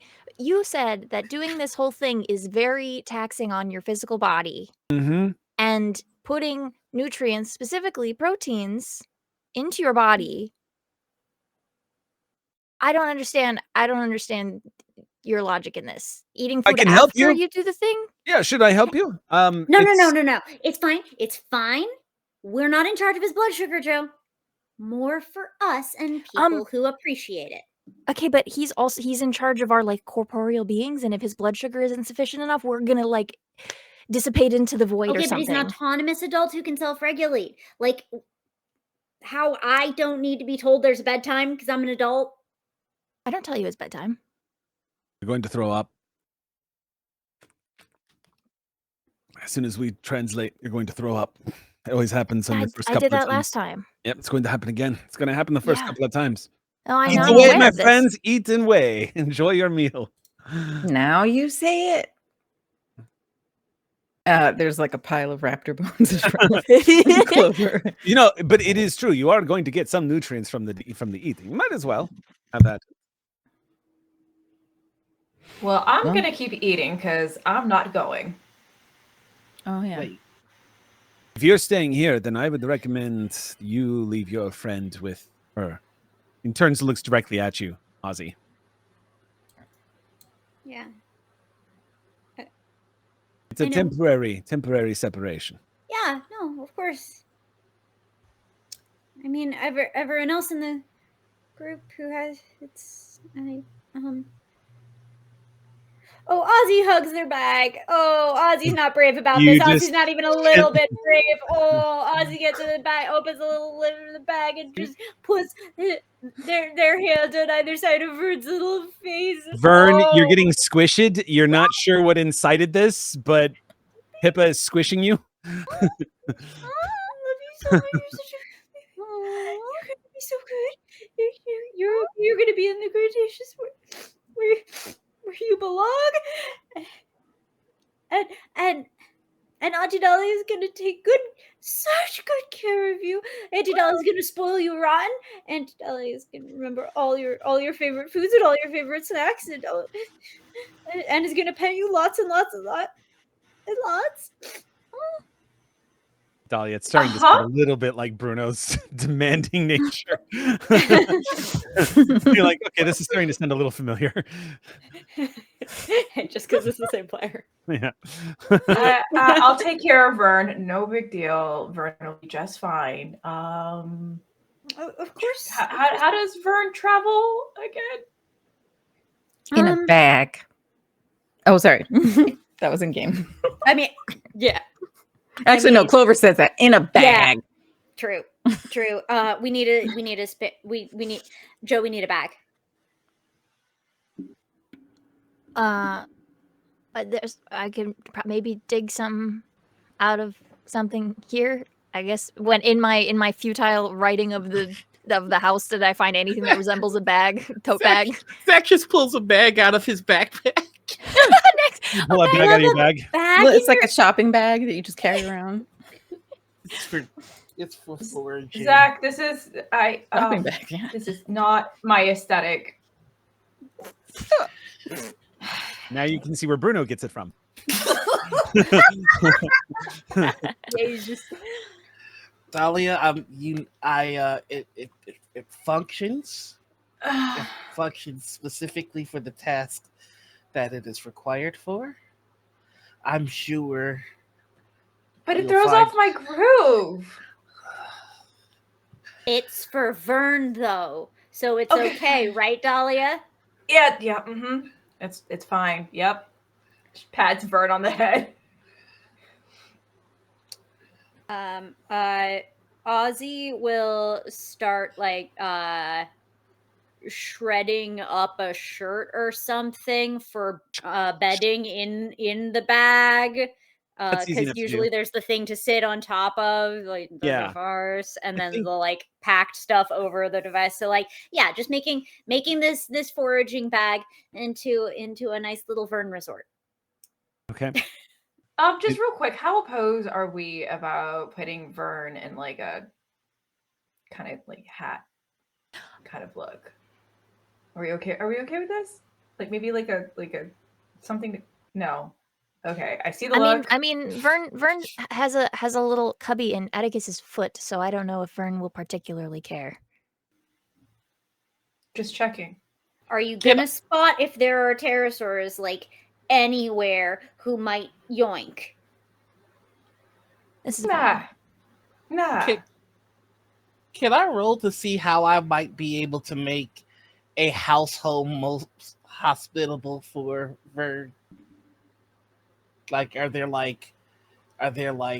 sticks or roots or anything that might make it particularly more comfortable? And maybe You wouldn't have to roll for that. I think just using your general knowledge to try to make something kind of nice so that Vern both functions as an adorable accessory as well as a nice, comfortable little home. Zach's just gonna walk outside, grab a few things. Also, it is worth noting any pterosaur decides to try to predate on Vern is probably going to actually be targeting Dahlia, since Dahlia is going to be much more of the size of prey that a pterosaur would be interested in. It's just Vern on a hat. I just Sure. like it. No. I just In today's day, if I owned a hamster and I had a hat that a hamster could just sit on, I would absolutely, here in California, be absolutely terrified of hawks because they are everywhere. And they don't give a fuck. And there's a whole size variation of flying saurs, and not that I'm paranoid. It's just that Vern is my baby. Okay. So Zach is gonna real quick. I lean over to Clover, just real quick, and I whisper, "Social experiment." Oh, Clover is so activated. Zach is gonna go back with the bag being filled with scraps of clothing, comfortable sticks and roots, and like a flower camouflage on top, so anybody looking overhead would only see flowers. And he goes, "Does that fit your groove?" Yes, this is perfect. Thank you. I mean, as long as Ozzy is okay. Is this suitable for Vern? Ozzy will scoop Vern out of the device bag and let Vern sort of like smell the flowers, acclimate, make Vern choices. Like, is there like Alpha Dawn nip, like how is Vern feeling? I feel like there's probably a little bit of moss like among the dirt, the sticks and stuff, and Vern definitely scampers onto the moss and just like finds that nice fun padding and kind of like plays around with it with his or their feet and stuff, and then kind of like settles in. And Vern likes it. It's cozy. Ozzy makes like over the bag makes grateful face at Zach. Orega pushes off the wall and says, I'm going to go start getting set up for this, but really hope, not for the reasons you might expect, but really hope that you and I don't have to cross paths again. He says to you, Dahlia, I would love to come back, and if that were to happen, I would love to see you again, sure, but if everything goes well, you will all be fine and successful here in Gravak, and I will never be in the crosshairs of the estate again, which means we would not see each other again. So, Let's hope it comes to that then. good luck with your progenitor. She's unpleasant. Very unpleasant. Noted. Before we start this whole process, you said you were going to teach us how to do this. Does that happen now? Mm-hmm. Okay, great. Going to walk you all through it. Once you understand how to do it, it will come naturally to you. Since you're all quickened, you will be able to tap into those feelings, especially because some of you already have some of the abilities to do things that people at the estate spend years training to learn. It's come rather naturally to each of you. Probably another reason why Agent Manners is interested in all of you. So Joe looks to Dahlia and Vern, looks back to Joe. Above table, real quick. Last game, Orega said something about taking all of us to Theta's home place and then sending us back so we would end up back in Silvercreek as opposed to not where we were trying to go. Is that what's happening? Or are we splitting off here? That could be a thing. But if you do go with them, We have to spend 24 hours there? it's going to have to be at least a day for him to recover. Also, it's a roll every time you translate. So if it happens the way it happened last time, there's always a chance you don't end up in near Silvercreek. Technically, recursions, when you enter a recursion, there's usually the same spots over and over that are the weak points in which you can enter that reality. But if you roll high enough, you can anchor yourself towards the spots of your memory that you're envisioning. So it'll all come down to the die roll, really. Okay, cool. So I just wanted to make sure that was what I had in my mind from last session, it's but I didn't. Faster. Otherwise, it's going to be a week and a half's worth. Maybe no. You guys are. It'll actually be closer to more like 2.5 to 3 weeks worth of travel through the Red Jaw Wilds all over again. Essentially, the same path you guys took to first get to Silvercreek. You guys would be traversing that again if you didn't take the ferry. If you went by water, it would take you a week to get back to Silvercreek. But Vern can't come with us through this. Shouldn't translate again. So to translate to where you were all going, it is technically still high science. However, in the world you were all translating into, dinos do not exist. The animals that like Vern's species doesn't exist. So the context of Vern being there, the reality would slowly start turning on Vern. Okay, cool. It would be very slow, but it would happen. Okay, so then that's not what we're doing then. So okay, right. So I just wanted to make sure I knew what we were doing. If Vern's there for 24 hours, Vern's fine. But like if you all decide to jump with him to where y'all are headed, which apparently is the moon, and then 24 hours later jump back to Gravak, you have a chance of appearing closer to Silvercreek. You also have a chance of appearing right where you were the first time. It'll come down to the die roll. The only thing you would lose is about a day's worth of travel if it doesn't work. And Vern would be fine. Yes, Vern would be fine. Vern has much more than 24 hours. Vern would have. Orega told us in character. Absolutely never, ever, ever bring Vern anywhere ever again. Yeah. So if that's what Joe's operating on, then you can't. Vern cannot translate with you all.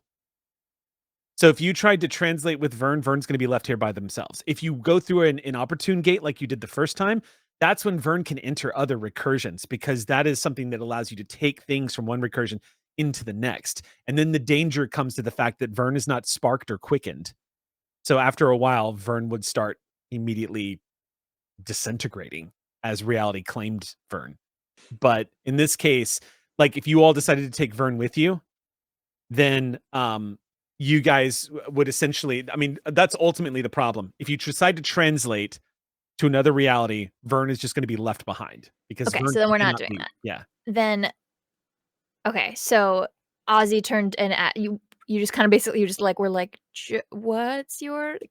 That was kind of the thought. Yeah, a visual. You Like- going with Dahlia, and then back. Like, what's the deal? Face. I don't want to go to space. I don't want to go to space. I'm not supposed to be in space. Technically, I'm not supposed to be here, but I'm extra not supposed to be in space. No, yeah, of course. Yeah, no, and we're gonna be fine. We're gonna be back really quick. Anyway, I mean, I guess we're always quick. Orega keeps talking about how we're quick, Mhm. so we'll be really quick. And yeah, it'll be like we're never gone. The first time was fine. Yeah, I mean, it's gonna be fine, and I'll have tons of stories. Is there anything I should bring you back from the moon? I don't even know what to possibly conceive that would be on the moon. So I leave that to your discretion. Rocks, I snacks, weapons, your more discretion. snacks. Okay, discretion. I don't think Yeah. I'm gonna find my discretion on the moon. Fair enough. I hug. Yeah. Big hug. Big, like maybe just a moment on the tiptoes, feeling sort of hug. Be safe. You too. Don't get sunburned. I will.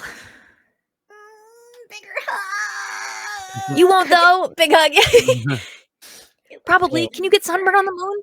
Oh God. Actually, way worse than what you would experience. Right. On Earth. Yeah.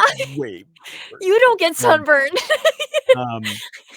So with that, we are going to pause, and when we come back, will be the moment of truth. Oh gosh. So yeah, let's take a quick break. We'll come back in roughly 10 minutes and start off with part 2 of tonight's chapter. We'll see you guys soon.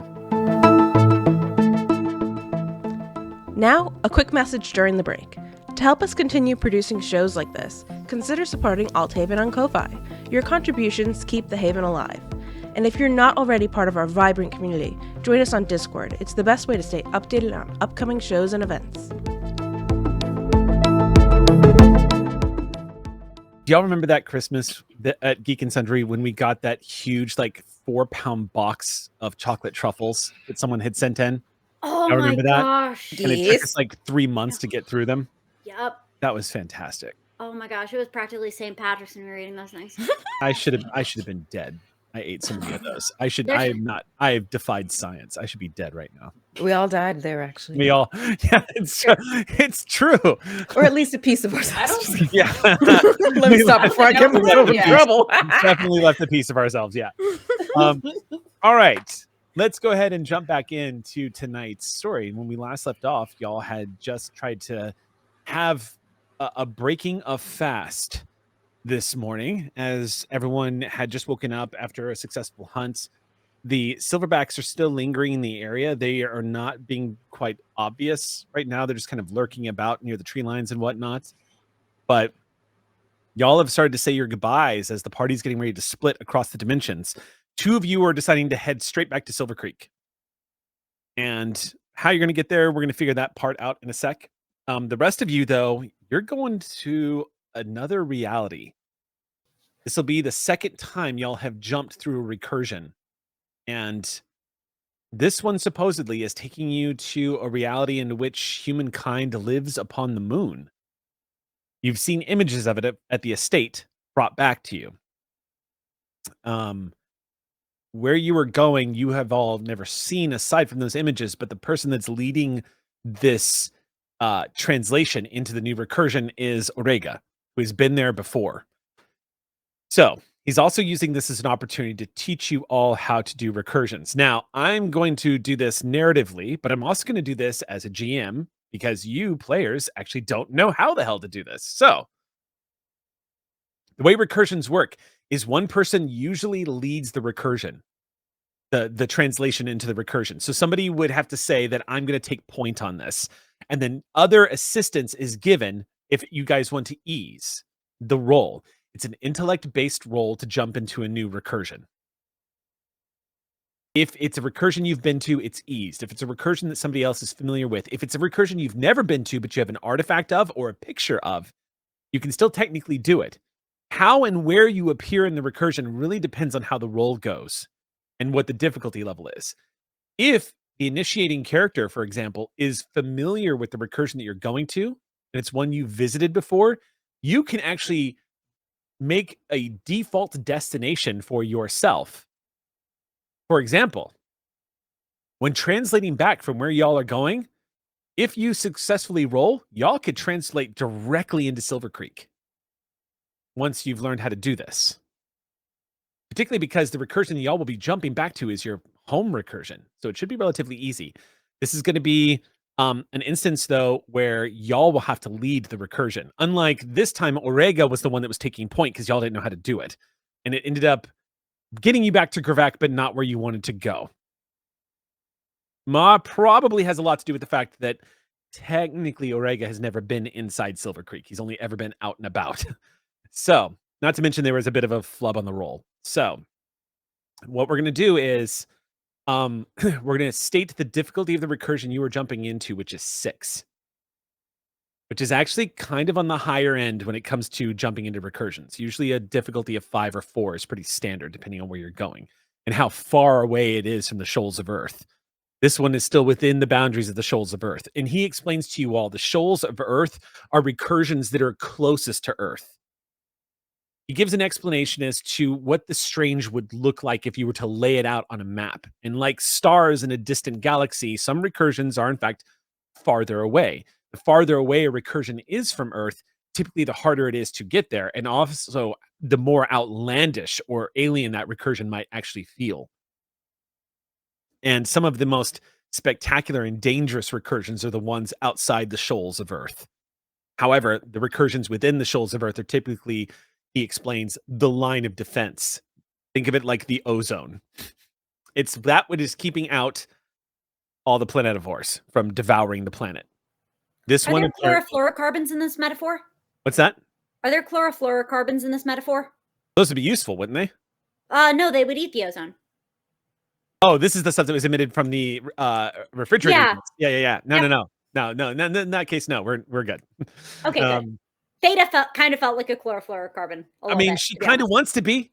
She's trying to be the chlorofluorocarbon that you want to see in the world. At least that's her philosophy. The particular gas in gaslight. Yes, be the particular gas you want to see in the world to destroy the ozone. So in this case, though, this is the way it's going to work. So if y'all, I believe you all have a copy of The Strange. If you want to have it available, it is on page 127 of the PDF, but 125 of the actual book. It's rules of translation. So in this case, I'm going to go ahead because it is an NPC and this is a cipher system. I actually don't have to roll. But I can tell you that as a level 6 recursion, he's going to need some help to get the difficulty down. So one of you who is a paradox, this is technically going to be, this is Ozzy, but Ozzy doesn't manifest Ozzy, or no, I'm sorry, not Ozzy. Oh wait, no, you don't have one now. No, it's Clover. Clover's not a paradox, though. Clover's I'm a paradox. Yeah. Oh, you are a paradox? Oh, that's right. Ozzy's You flavored it. I forgot. You're the tech. Right. Okay, gotcha. Mm-hmm. So then, yeah, Clover, you can actually assist on this to reduce the translation time. Great. So, translation this is going to be rules, translation process, acclimated, blah, blah, blah. That's the acclimation process. Usually acclimation can last up to an hour or as little as 1 round. In this case, since y'all reappeared back in Gravak, the acclimation to returning home was in a round. You guys felt sick and then you were fine.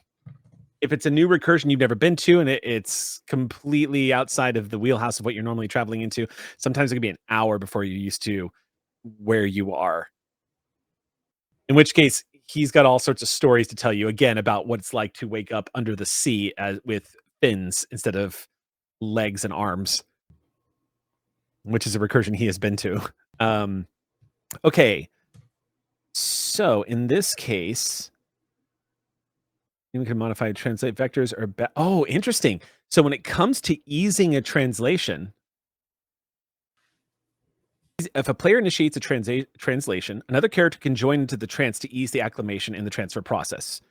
So in this case, easing it down would actually be a vector. So a vector is, believe it or not, in the strange, a vector is a Karn. So this would be where Zach would need to step in to help ease the translation process into the new reality. A participating vector allows acclimation in just one round instead of... Okay, cool. So helping with the translation. So then a vector's strength basically is going to help with acclimation. You guys have never been to this place before. So Zach, they're going to be able to use your strength as a Karn to acclimate faster to the reality in which y'all are stepping into. So y'all, it says by default, it's only going to take a round for you to acclimate when you appear because of having a Karn taking place in the translation.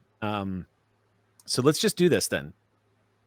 Everyone starts to say their goodbyes. Anything y'all want to say to each other now as space is cleared out onto the floor and debris is kind of pushed aside as Orega kind of drops that sort of goofy tone that he has, and he's become all business. He's like, you here, sit here, sit here. And he's just directing everyone exactly where to take stance. And he's like, all right, I'm going to walk everyone through this so that everyone understands exactly how this works.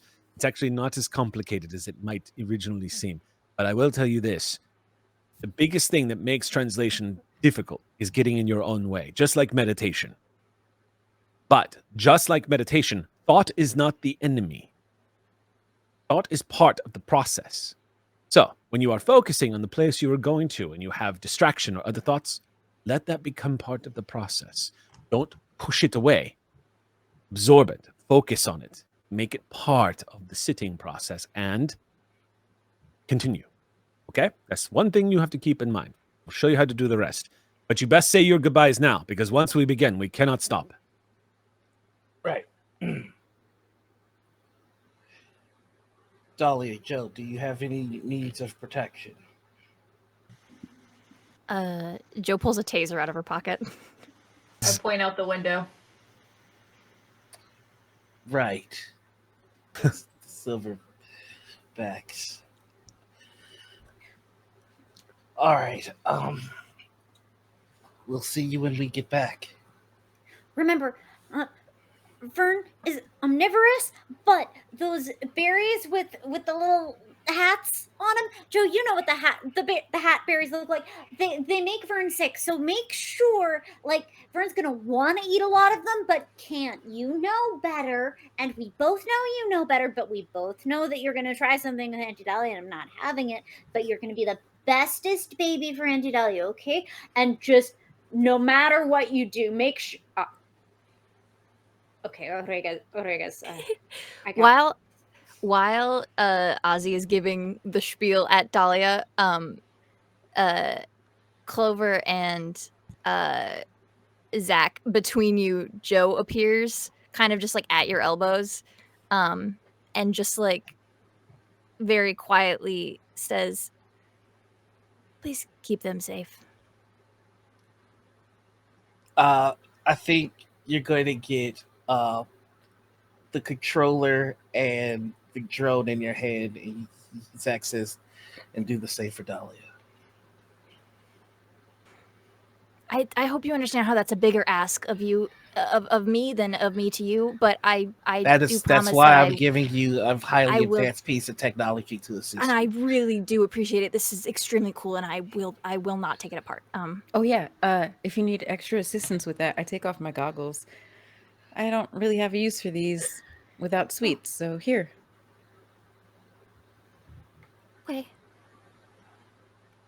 They'll take some getting used to, but I think you'll get the hang of it. They made me a little dizzy, but like I'll make sure everybody's okay when we get back. We'll see you later, I hope. Have fun on the moon, I guess. Try to give Silvercreek some warning before the Silverbacks. that'll, if they travel with you all the way, that will. Oh God. As it starts to slowly occur to Zach how they might react to see silverbacks outside the gates. Well, I mean, the good Tara's- news is Try to stay in one piece. good news is butterflies probably won't mess with you if you're traveling with a bunch of silverbacks. I guess so. That's probably true. Yeah, Clover. Yeah, I can tell you, Clover, there are plenty of stories about the foolish butterfly that thought because they were riding on the back of a T-Rex that they would not have to contend with having to deal with silverbacks. And then the story continues of how a silverback leapt onto the back of a T-Rex and scaled up its back just fast enough to tear the butterfly right off the saddle. I mean, there are plenty.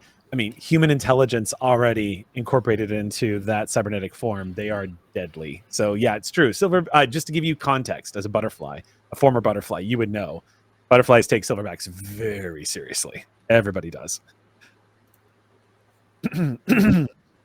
Give Tara some warning. I'll do my best. Thank you. And she turns around and walks away. And I turn and walk away. And I turn and walk away. Except it's with a flair of this. This is getting weird. I don't know you people very well, and not so much the drama. Fair. And then she will go and maybe possibly even towards the end of the tirade, you will get. Ooh! I just punched my microphone fully with my fist. Ozzy will get one more Joe hug. Ozzy is receive Joe hug. Ozzy is kissy the top of Vern's head again. Ozzy is turn around. Ozzy is return hug from Joe. Ozzy is kiss the top of Joe's head. The two most important beings in my world. Take care of each other. Or else. Vern's so much better at keeping lookout than I am, so I know we're probably going to be okay. That bar is subterranean, and we both know it, but I love you. I love you. Stay safe.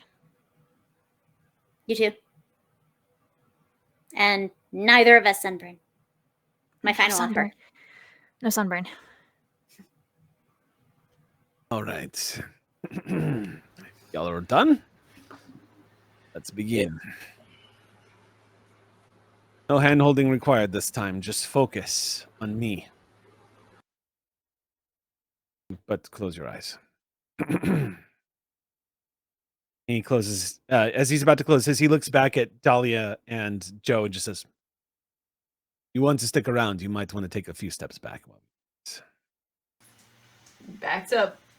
Backing up. Right. It's been a minute.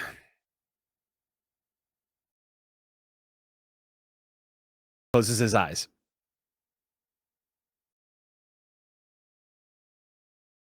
Time begins to stretch on.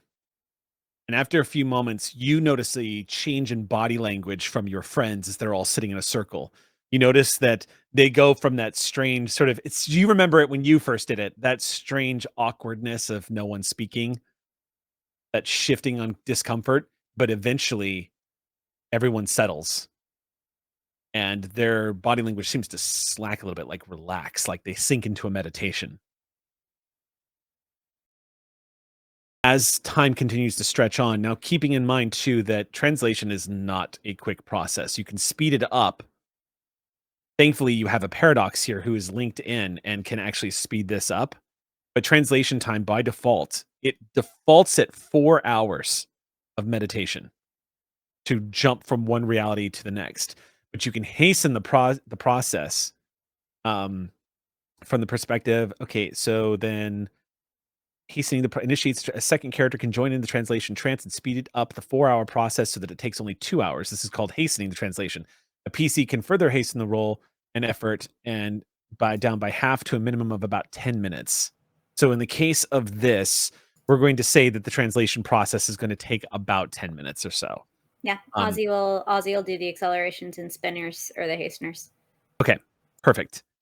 So you all begin to focus.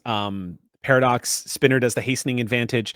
Paradox is doing the initiation advantage, which is going to help ease the effects, so that you have basically you all have exactly what you need in order to translate. You have a paradox that is easing the roll. You have a Karn or a vector who is going to ease your acclimation to the new reality in which you were jumping into. And then you have a spinner, aka Sam's character, the speaker, who is basically going to hasten the translation effect. After a long enough time, y'all remember when you first translated to this reality, it did not feel like it took that long. It really felt like it was pretty quick for all of you, but you are aware that you were sitting there for a hot minute. On the outside looking in, though, now you can see how long this process actually takes. But after about 30 minutes of ensuring that they are safe as they're translating, you guys begin to see an effect taking place. Around them, you begin to see in the center of this circle. At first, you think it might just be like a trick of the light, like maybe a shadow playing across a broken window pane. But what you see now is it looks like there's this small kernel of darkness starting to form at the very center of this circle and begins to spark, begins to expand a little bit, but it stays in the very center. You can see this sort of purplish, bluish, beautiful nebulous-like cloud begin to expand at the center, and this electrical energy begin to play out, but it doesn't respond like electricity, which blinks in and out of existence faster. Doesn't happen like it does in the movies. It blinks. In this case, though, it looks more like plasma arcing out and reaching out like fingers to the outside world before retracting back in. As this is happening, you start to see your friends begin to slowly fade from existence. It looks very similar to if you have seen Tron, when he gets frozen and then he starts being slowly deconstructed and like a 3D printer is just taking him apart molecule by molecule. A similar effect where all of a sudden a vibrant blue glow emanates from around all of them, and you see their bodies just begin to disintegrate layer by layer by layer, realizing this is what happened to you. That sensation you felt of being pulled from your skin, you're watching their bodies essentially disintegrate in this reality, being translated out of it, written right out of existence, one molecule at a time, and they're gone. I think I might throw up anyways. Do you need a bucket? No, I'll go outside. Joe's gonna go outside. You rush outside and you feel better.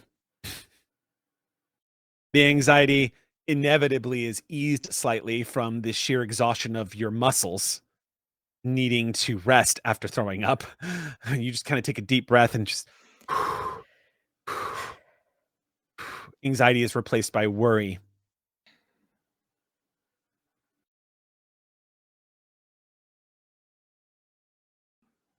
What would the two of you like to do as they disappear? I'm gonna go check on Joe. Well, first off, I'm gonna strap on Vern to Okay. me.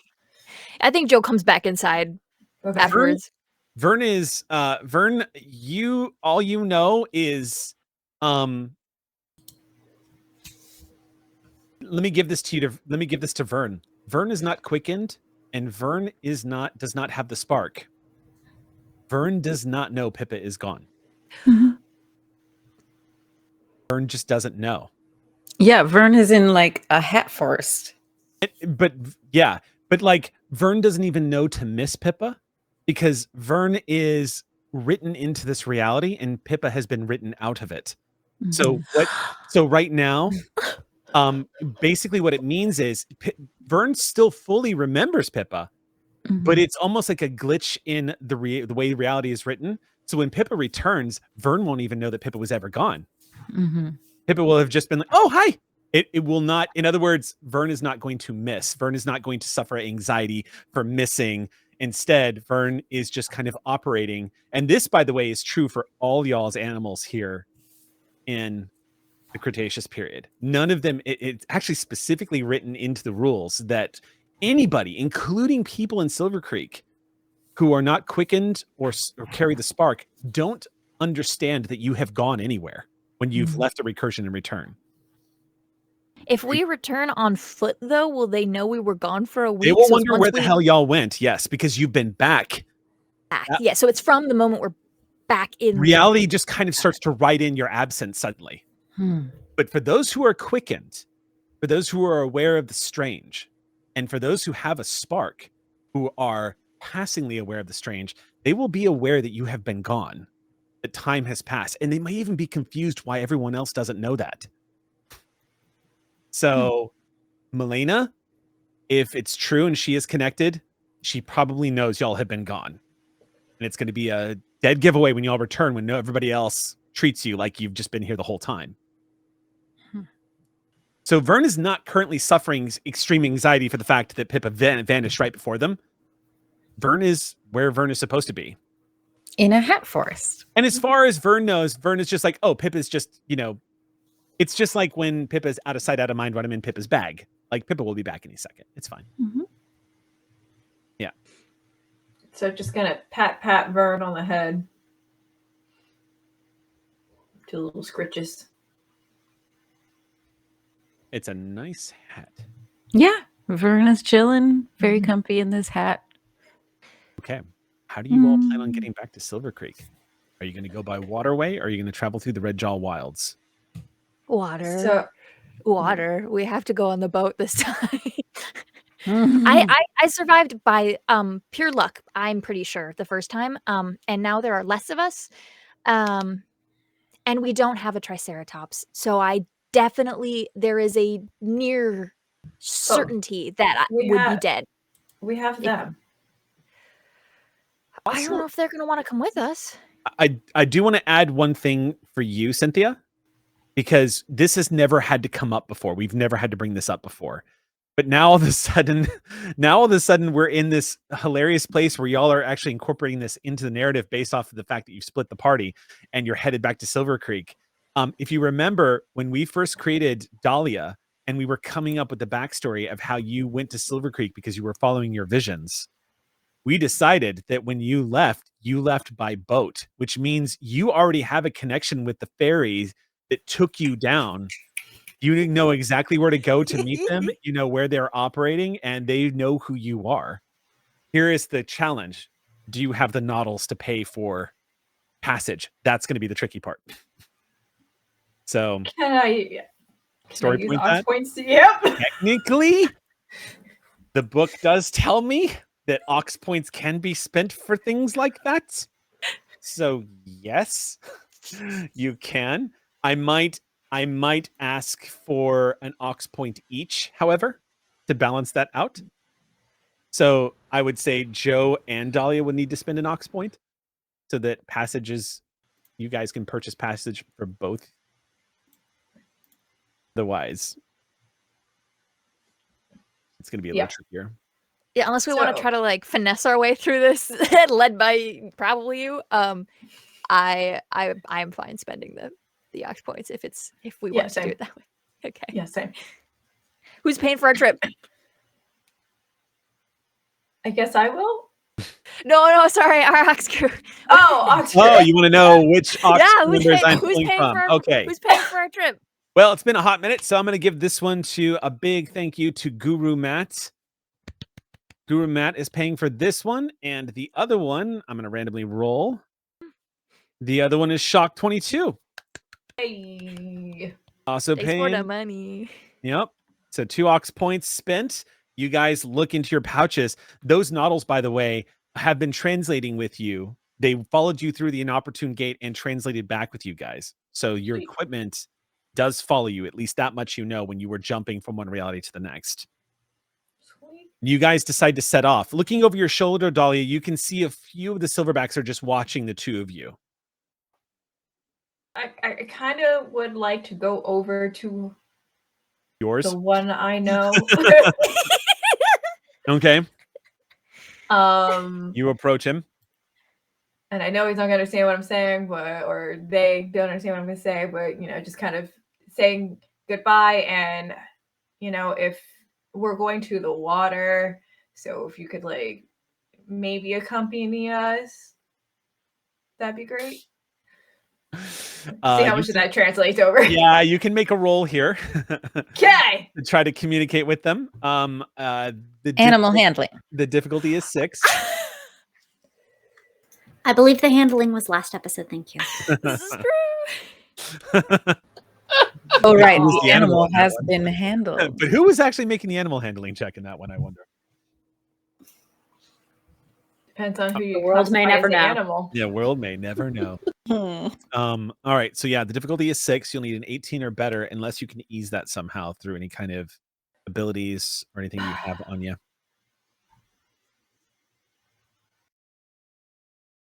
I'm slick, but I think he has to understand me to have that. You know, what I would say was the fact that you've made it, I think I'll let that ease the difficulty of the roll by 1. Okay. Because I think that's completely fair. So then I would drop it down to 5. So you would need a 15 or better on a d20. And if you have anything else you think might contribute You that social have interaction. your edge for intellect is 3, which means you have a Oh, free you get a level free. of effort. Yeah, so you you get a can free drop level it of effort. down because it would cost 3 normally, but that 3 eats that whole thing, so you just drop it by Yeah. 1 automatically. Yeah. So Cool. that drops it down to 4, so you need 12 or better. You can spend also if you want. Like you can I'm spend not going to say more. slick is going to really come into play here. Yeah, I don't think, yeah. Yeah, I don't really think he has the context enough to have you apply being slick necessarily. But 12 or better is a difficult roll, but it is in the 50-50 range for a d20 roll. I feel like, can I spend some, like... I don't know what you just sent me, Sam, but the look on your face tells me it's going to be hilarious. You can spend. I don't. What's your? I don't remember what your. Sorry, let me You're bring not up- done. You're not done. Your effort is 2, so you can spend 2 more points for your second point of effort, and that would be your total. You can only lower it by 2 by spending. Yeah. And the first one costs 3, the second one costs 2, and your edge ate that 3. So if you spend 2 more, you can drop it by 1 more if you'd like. You know what? I'm going to stick to where I'm at. 12 or better? Yeah. Yeah. I rolled a 12. Nice. We Okay. love to live on the edge. Yep. Oh, it's funny because the edge with the effort. Anyway. Okay. So he glances at you and looks at your hand movements, cranes his head a little bit as he's watching you move. And the way he tilts his head and kind of eyes you a little bit, almost as if he's imitating what it's like to have eyes on the side of his head as opposed to in front of his head. He gazes at you for a moment, and you see him do a very like human looking nod to you, like he seems to understand what you're saying. Cranes his shoulders back a little bit and nods to you. I turned back to Joe. I was like, I think they're going to follow. That's cool. I'm gonna have a snack, and then we can go. Okay, okay. Joe's gotta Ooh. Just as she's puttering around and closing things up.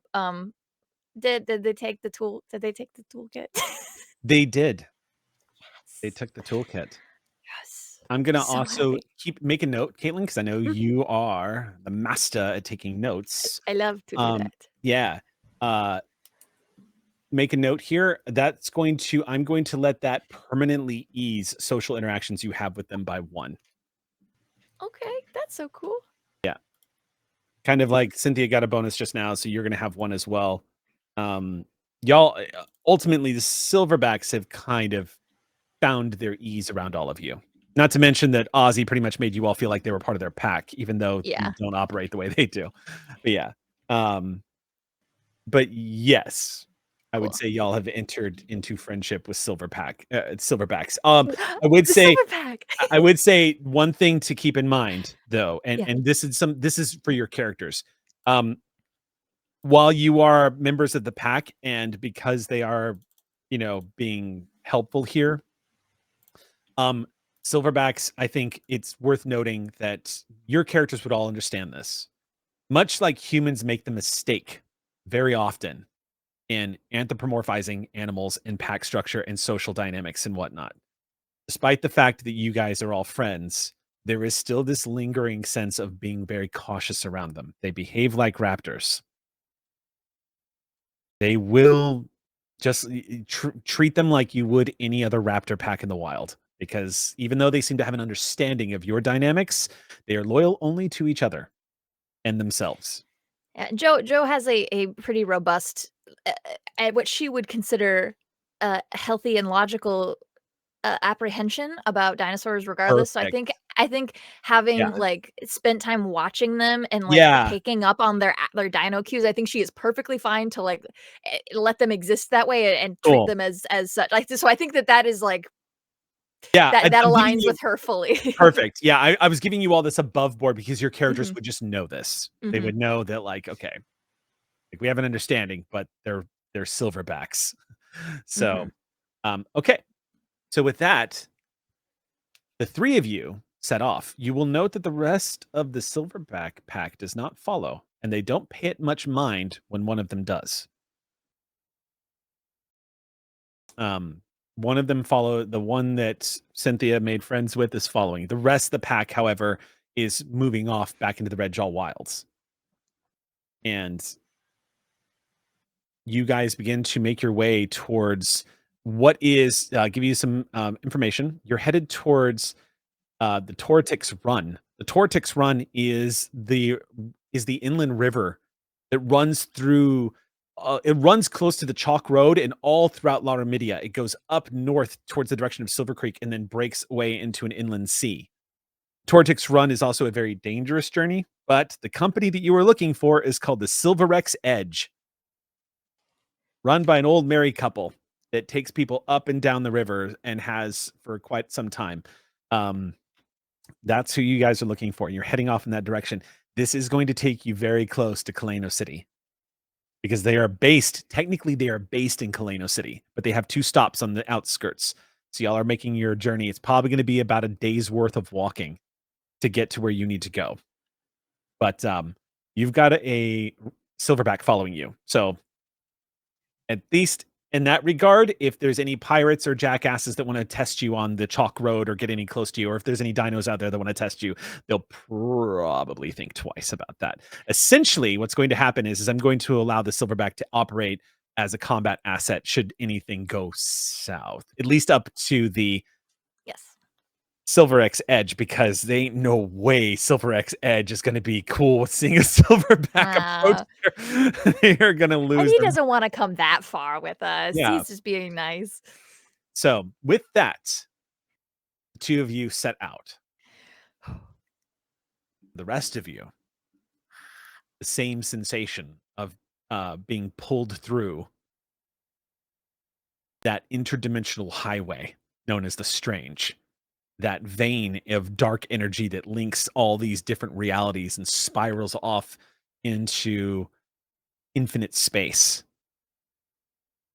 And you start slowly becoming conscious as your bodies are beginning to form once again in this new reality. The first thing that strikes you is the temperature shift. It's chilly. Not like it was where you were leaving, where it was kind of warm. It was summer morning, so it was very humid and hot. Where you were translating to, though, you immediately are filled with the sensation of it's kind of cold. It's also dark and there's a blinking light. It takes you a second to realize that it's not you having a hallucination. But when you all begin to form, there's this sense of dizziness.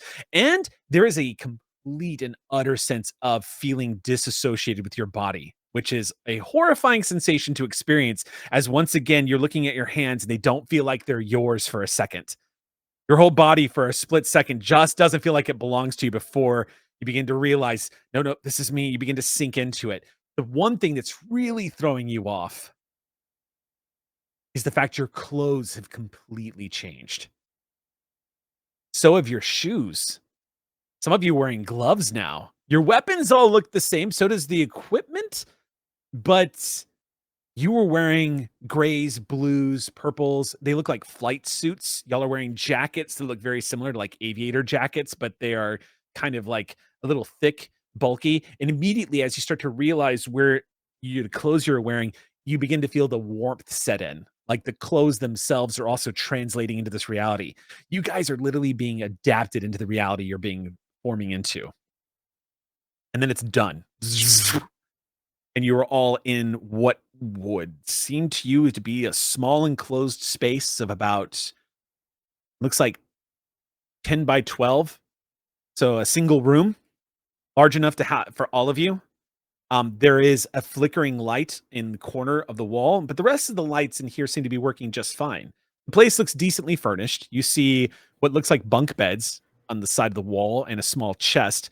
But what's also fascinating is it looks cave-like. You see a metal wall in front of you, and then the wall itself behind it looks kind of gray, rocky, with rivets that go into the wall itself. It looks like it's sort of a mix between stone and steel. And then you see stickers, spray paint, images that are all put up on the wall, and you can hear music. It sounds like a recorded music session of some kind, and a voice. Many of which, keeping in mind you're coming from Gravak, you've never heard before. A radio is playing, and y'all are hearing this for the first time. You can hear someone giving some kind of commentary that doesn't make a lot of sense to you.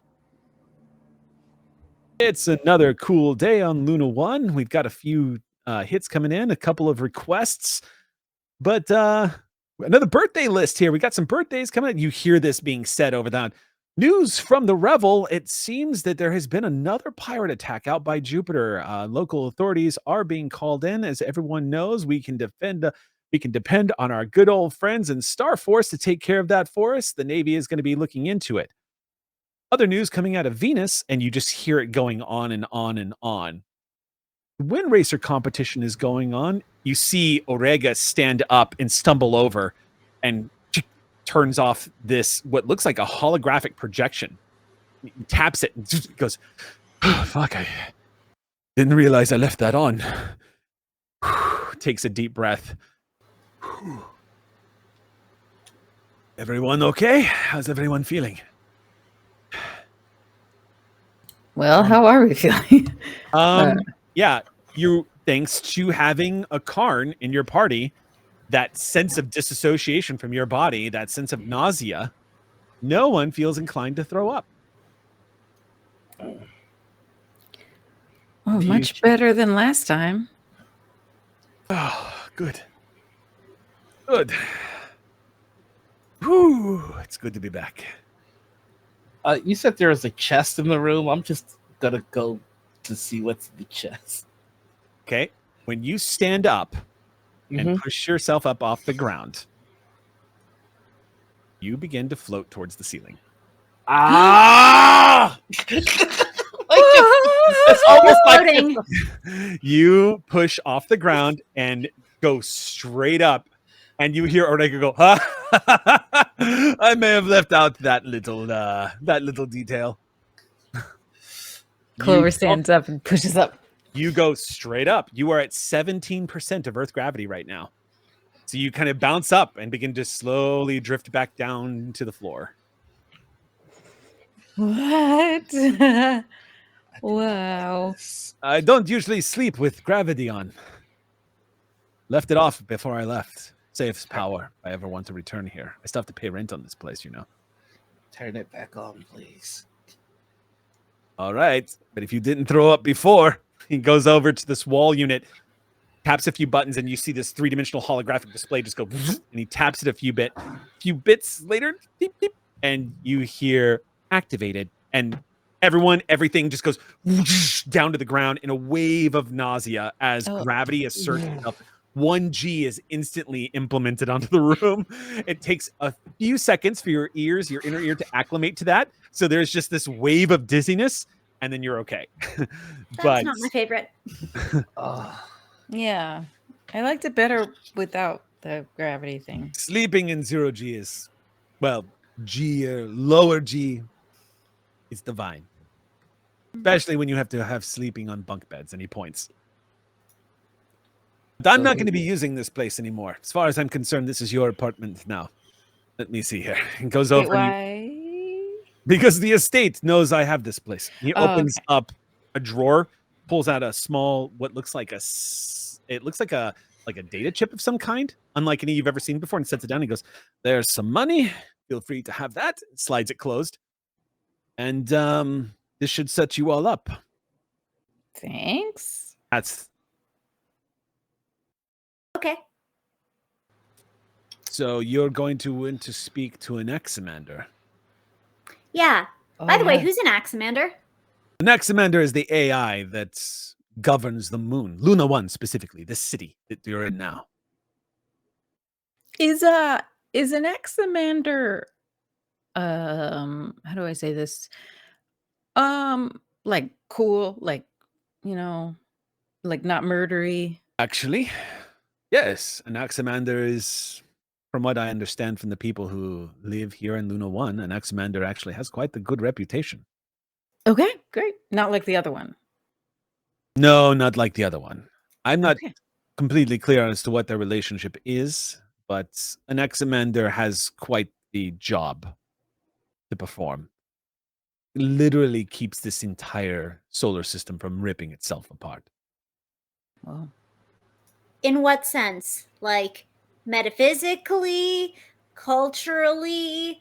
Okay, let me give you the quick rundown of what you have jumped into. He grabs a chair and slides it over. He has to unclip it from the floor. He slides it over, takes a seat, reverses and says, all right, where you are right now is called the Revel. At least that's what humanity has called it for a while now. What you have is humankind has expanded out to colonize the solar system. Everywhere from the moon all the way back to Venus. And a couple of floating cities out in space. Great space stations that are the size of small moons themselves. And a few asteroids. It's like this. Earth, forget about it. Not accessible anymore. Long story, but essentially, Earth has gone completely dark. And anyone who attempts to go to Earth is never seen again. So no one goes to Earth. Because Earth has gone dark, the rest of the Revel has been cut off from home base, as it were. So this entire solar system is a political powder keg ready to explode. It's been like this for years. So there are factions that are slowly starting to develop. People who think that because Earth is now quiet, they should be the new ones in charge, since all the leadership went dark with the rest of Earth. You follow? An Examander is an AI that governs the moon, but Luna is the closest place to Earth. So an Examander is sort of, think of like the one stabilizing element that's keeping a lot of things in place. Not to mention the Navy is based here on the moon. So an Examander has a relationship with them. And if we are to believe what the estate has told you, an Examander is at the very least carrying the spark, because apparently an Examander is aware of the strange. So, I wouldn't trust anyone else. The estate has agents here, by the way. You don't have to fear them. Don't have to worry about them. I do, but you should all be fine. Unless the estate has put out some kind of snatch and grab on all of you. I don't think they would, though. I think Manners is more interested in me. well, what about the fact that we're staying here at your domicile? Oh, they'll probably ask you questions. That's why I'm not telling you where I'm going. This is the last time we will ever see each other, I'm afraid. Okay. But you know how to translate now. Oh yeah. Thanks for that. Can you point me in the direction of where I can find a weapon to kill Theta? Yes, that's something I mean to tell you all. The recursion you've entered is high science, same as yours, which means anything you buy or take from this place, you will be able to bring it back with you. So, that could give you an advantage over the butterflies, possibly give you a fighting chance against Theta. That's all. My suggestion would be to speak to an Examander. Weapons on Luna 1 are not allowed unless you're part of the Star Force. Star Force, which is the Navy. But there's also the militia that answers to an Examander. Moon Force? I don't know what their name is. I don't know if an Examander has ever named them. I think they're just sort of the militia. Is it hard to get a meeting with an Axamander? Yes, very. But if you drop the estate or Manor's name, I'm sure that will catch an Axamander's attention, and you will take a priority meeting with him. Sounds good. I think I know everything I need to know. One last thing I must tell you. I said the estate has agents here. So do the Planetavores. In every recursion you go to, someone is going to be there that is trying to disrupt things. It means that if it becomes known where you are from, you might put a target on your back. Don't stay here longer than you have to. And hey, now that you're here, you have an easier time of coming back. Oh! One last thing. He goes over to the radio and he says, this radio is a recursion key. This transmitter. Pats it. He says, this will allow you to return to this room every single time you translate here. Oh, okay. Understood. Zach is gonna stand up and start to head towards the door. I like him. Zach, you head towards the door, and as you open it up, you see a corridor about 15 feet wide and foot traffic. People moving by. A hover car just goes right past you as it's carrying a bunch of people as well as what looks like a trailer. You see all sorts of people and unique, interesting costumed garb. Some of it looks very stylish and bizarre, futuristic, like Fifth Element style, with bizarre, like plastic arcs going off of it, kind of fashionable. And some of them are dressed very much like you. Looks like they're ready for a day's work, or they're just trying to dress warm. You see a couple of people moving past you, but for the most part, no one takes any notice. As the door opens, though, Orega turns to you, Ozzy, and says,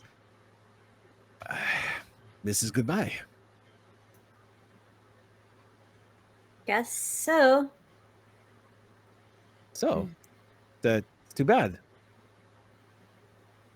Well, doesn't have to be forever goodbye. Am I going to be attacked if I enter Silvercreek? Should I ever return to Grevek? How would I know? I was there for 2 days.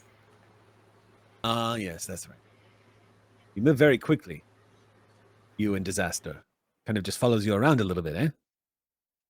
Well, move fast enough, it won't catch up. You must know the feeling. That's a good cue for me to leave.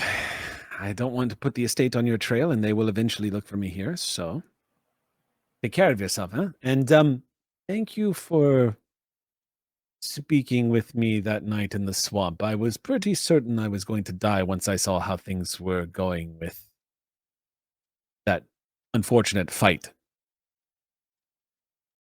Yeah. Well, something about you.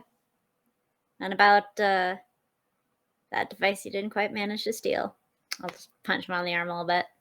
He laughs at that and says, right. Well, one last thing, Ozzy. That device, did you leave it or have you taken it with you? It's with me because it didn't work on Earth, so I figured it wouldn't work here, and that's safer. Tricky thing about that device is it works like a recursion key for Earth.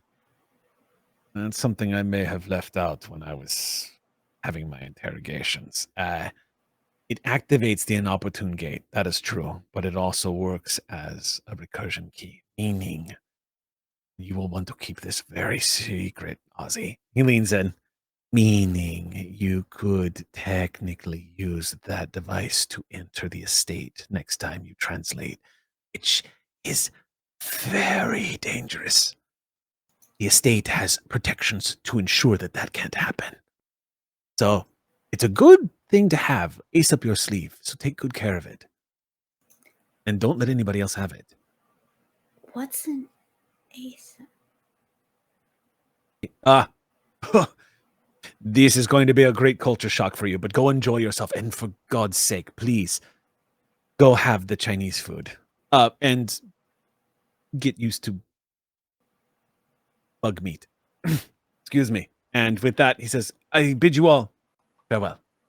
and wish you all the best of luck in saving your entire world. See you around. Probably. Thanks. Let's be honest. Probably. And he pats you on the shoulder, Zach, and he goes, lighten up a little, eh? And moves past you. No. He steps into a crowd with a smile on his face. And as he does that, Zach, you see the damnedest thing. He smiles at you. He takes his pointer finger and he traces it over the top of his lip. And as it does, you see this mustache grow over the top of his face and his hair color begin to change. And then he pulls a hoodie up and walks into the crowd and vanishes Jason Bourne style right in front of you. Just kind of moves into the crowd. All right, that was cool. Yeah. Oh, wow. Okay. You have that radio thing? Do you have that? I only took the money. Oh, I'll take the radio then. I'll have the radio. Okay. My plan was to find the most official looking individual here and ask them how I would go about joining Star Force. That sounds like a process with more bureaucracy than we have time for. My thought was impersonating already being in Star Force, eh? We don't know anything about Star Force. It's easy. Is there like a computer somewhere on the wall here? Mm-hmm. I go over to the computer. Okay, move over to the computer. It looks like a glossy, very slick, futuristic wall unit. This looks advanced as F to you, Clover. As you move over to it, the way the wall is set up, it looks like it is just pure black glass that blends seamlessly with this beautiful blue steel that's built into the wall. It looks advanced in a way that maybe old school SATI tech looks advanced as you move over to it. And as you approach it, it comes to life because you see a directory appear as soon as you move up to it. It says help, it says map, it gives you like a listed directory, and it says ask me a question, those kinds of things, all listed right in front of you. Ooh, ask me a question. I turn and look back at the two and tell me all about Star Force. You just see this thing pop up immediately. You see what looks like a naval base built on the surface of the moon. And you see coming into existence battleships. And I mean Galactica-sized battleships. You see entire navies of space fighters. Looks squadrons after squadrons. You see the uniforms. You see all of this. You see all of this stuff representing Star Force fleet and something called the Interplanetary Space Treaty and the enforcement of Star. As it all starts popping up, you hear this voice saying, Star Force was established, and it starts giving you this entire history of its current admiral and the people that are currently keeping the entire solar system from falling apart. It is a military that it was essentially supposed to function as a protective military to protect the people of the Revel from piracy and other illegal activities, but also defend the solar system from possible extraterrestrial threats. However, Star Force is currently, according to the news cycles that you read, the Admiral of Star Force has been her name is Admiral Brooke Vale, and she has currently been put in the very uncomfortable position of having to be the military that is keeping humanity from falling into chaos, which means Star Force is entering into that very dangerous place of having to function as a solar police force. You see that Admiral Brooke Vale has gone on a couple of interviews. You see those popping up too. What strikes you about this, though, Clover, as you're watching this, is how she is constantly talking about how that is not appropriate and that a government needs to be established as quickly as possible. There is a lot of debate over who gets to run that government. And now you're starting to see, as this is all forming in front of you, the situation here in the Revel. There are planets out here that think they should form the New Earth government. There are entire factions that think Luna 1 should be the home of humanity now. There are people that are like, no, the food is grown out here, so this should be the home. There is all kinds of debate. It's been like this for 5 years now, apparently. Which means you guys, you're starting to realize as you're reading up more and more in Star Force Fleet, this is a powder keg situation. You're seeing instances of skirmishes that have happened, fighter pilot aces that are based out of certain of the Star Force battleships and carrier groups that are having to take station off of Jupiter because of things that are happening with some of the richest and wealthiest people who are maybe becoming something of warlords, people that are making big political plays to try to become sovereign and control the flow of governments. There's a couple of cities and spaces that are incredibly powerful and influential where a lot of humans are currently living. It's a lot as you take it all in. As complicated as you think you have it in Gravak, you're starting to see that this place is a powder keg. You are sitting in a very dramatic and dangerous recursion right now, apparently. Clover, can I ask you to look up 2 things for me? Sure. One, I need you to look up Theta. Okay. What's the second thing? The most wanted criminal on Luna 1. Okay. I would like to save that page, the Star Force page. Okay, you bookmark that. Easy enough. Okay. And then I'll open up a new something and type in, or actually just say, tell me about Theta. Please specify. Oh. Rogue AI Theta. I'm sorry, I don't have information on a rogue AI named Theta. Oh, okay. I guess it's like a secret thing. What was the other one? Most dangerous criminal on Luna 1? Wanted criminals on Luna 1. I've only been here 5 minutes. Most wanted criminals on Luna 1. There are none. Oh. When you enter that information in, what you get back is an Examander has a 100% capture rate for criminals here on Luna 1. Oh dear. 100%.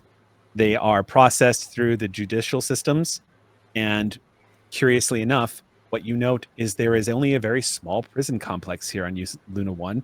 It looks like everyone who is captured and prosecuted is entered into rehabilitation and is put on public works. What you see is that punishment here on Luna 1 equates to civic duty. Everyone is basically put to work. This, from what you read, has a lot to do with the fact that Luna 1 has been cut off from Earth. And it's starting to occur to you that there might be something of a survival situation that's kind of slowly brewing here.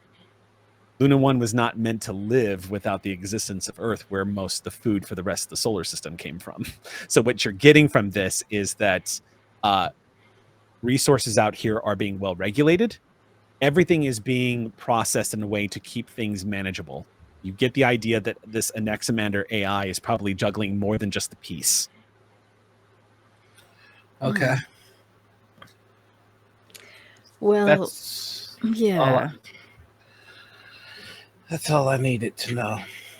What? Okay, tell me what you're thinking, Zach, because we also could just talk to an Axamander. I was going to get an Examander to come here. To come here? Yes. Okay. I'll be right back. Wait, Zach. Hold on. Yes. I'm sensing some type of trickery or something. We might not need to. We might just be able to say, hey, an Axamander, we just translated over here because an Axamander knows like about this stuff. We need a priority meeting, you know, that stuff. Can you ask the computer if you could summon an Examander? Yeah. And I turn back to the computer and I say, contact an Axamander. If you would like to contact the office of an Examander, we recommend you head towards, you see this map grow, just pop right in front of you, Tranquility Tower. Okay, how far is that? Tranquility Tower can be found, and it immediately shows this three-dimensional map pops up in front of you. You see your location. You see all of these domes that are built out in a splash format across the surface of the moon. And in the center, rising above the domes, you see what looks like rising about 2,000 feet or roughly 600 kilometers straight up from the surface of the moon is a single tower that overlooks the entire surface of the moon. Okay, something quicker. I'll be right back. Oh my god. Okay, whatever. Send message to Anaximander. Does it reply? What would you like to send? Okay. Visiting Luna 1, sent from Manners and the estate. Priority meeting, please? Your message has been logged. You are number 466. Come on. 32 million. What? We dropped the names. 12 in line. We dropped the names. Priority meeting. Come on. Would you like to send another message? All right, let's just do Zach's plan. So Zach has already left the apartment. Yeah. All right, we'll do Zach. Yeah. The door is still open. Yeah, I'll go to the door at least. Ozzy, are you coming? Yep. Oh, Zach's never been in a city. Uh-huh. This is gonna go well. Yeah. Zach probably needs us as backup for once. Like, for real. So I'm looking for the biggest, toughest looking dude. I loop arms with Clover. Okay, You're like a Klingon on a new ship. You're like, who's the biggest dude I need to talk to? Who do I need to smack down? All right. The three of you exiting, well, Zach is well ahead, but the two of you exiting out into the corridor find yourselves walking into this great tunnel that is built with metal interiors, but is also porous and built with rock. And you guys do see Zach up ahead. He's easy to spot. You can spot him because he's still carrying a lot of the equipment that he still has. It occurs to you, too, Zach has weapons on him, and you were told weapons are not allowed on Luna 1 as y'all are moving through the crowd. I have weapons. Zach is up ahead. As you guys push into the crowd, you see, Zach, you reach the edge of the corridor looking for someone big or authoritative or somebody who looks like they're in a uniform. Instead, what you do is you reach the main concourse, and in front of you, you see a dome that expands outward, probably a quarter of a mile in size. In the entire ceiling is these thick, heavy glassed windows with what looks like reinforced octagons holding everything into place. This great dome looks right out into the solar system. And you can see the stars overhead, as well as ships coming and going, blinking lights. You see one of the great, it looks like a frigate. You don't know what it is, but it's essentially a frigate of Starforce drifting lazily overhead with a fighter squadron flying up behind it. A bunch of transports coming and going, landing and taking off from the surface of the moon. You can hear distant echoing voices of Transport 2 is now leaving Docking Bay 550. And you hear conversations all about you. As music is playing, people are calling out, trying to sell food that they've got. Synthetic meat, the best you've ever had, as they're calling out as you're moving past them. Off in the distance, though, no one reacting to this great swirling dark circle that lingers like a giant marble in the distance. It takes you a moment because you've never seen anything like this before you realize that what you're looking at must be what's remains of Earth. It looks like a great blackened cloud that is just swirling angrily in the distance with flashes of electrical storms so large that they can be seen from the surface of Luna. People bump into your shoulder, and it takes you a second to sort of snap out of it, and you find yourself standing side by side with Ozzy and Clover, and the three of you just stare out this living apocalypse that's in front of you. And standing there silently gazing out over this great city landscape of people that have built an entire civilization here on the surface of the moon under this great glass dome. As things fly past you, robots hovering through the air, delivering mail and messages, AI that are just moving throughout, people having some arguments. You see old people playing chess with these holographic pieces at a table, an entirely new reality in front of you. And that is where we are going to leave tonight. Here under the dome of Luna 1 in the Revel. Been some time. Welcome back, Sam, to the Revel. Yes, it's been a while. Sam played this with us once before, like 3 years ago on Sword and Scroll. So that is going to, that's going to, when we pick up next week, it's going to be getting a ride back to Silvercreek along the Tortix Run, which is lousy with aquatic predators and weather and everything else. It's going to be good. Sorry for splitting the party dimensionally. No, I'm having so much fun. Bragging rights. I get to say that I don't know anyone who's had a party split that has crossed dimensions. I mean, D&D's right for it because of Planescape, but here we go. Y'all have literally jumped into different realities. So that's going to wrap us out. Different games. Yeah. So that is going to wrap us out for tonight. You folks, you kind people who are tuning in. Thank you, Ox Crew, for another lovely evening with your company and for the support for Stream Punks and letting us throw story points around. Don't forget tomorrow night, Tuesday night, over on the Stream Punks Discord for the supporters over there, companion level and higher. There's going to be Star Trek Adventures. Holy crap. Stream Punks is playing Star Trek Adventures tomorrow night. So you guys, Noir is running. For those subscribers, keep an eye out. We're going to try to get you a little bit of a recap because it's, as they say, been a while. It's been a while. Yeah. That's going to do it for us, though, tonight, you folks. We'll see you next week, 66 million years from now, and 2,000 years from now, or wherever the hell the Revel takes place. See you then.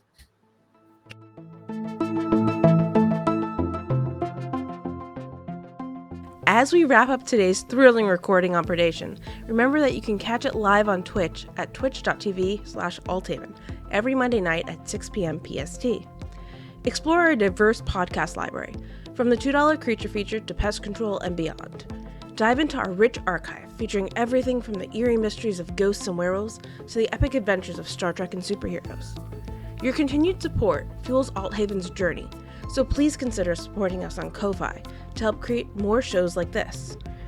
Join our lively Discord community to stay updated on upcoming Haven events. Until next time, keep exploring, keep listening, and keep the Haven spirit alive. Thank you for being a cherished part of Althaven.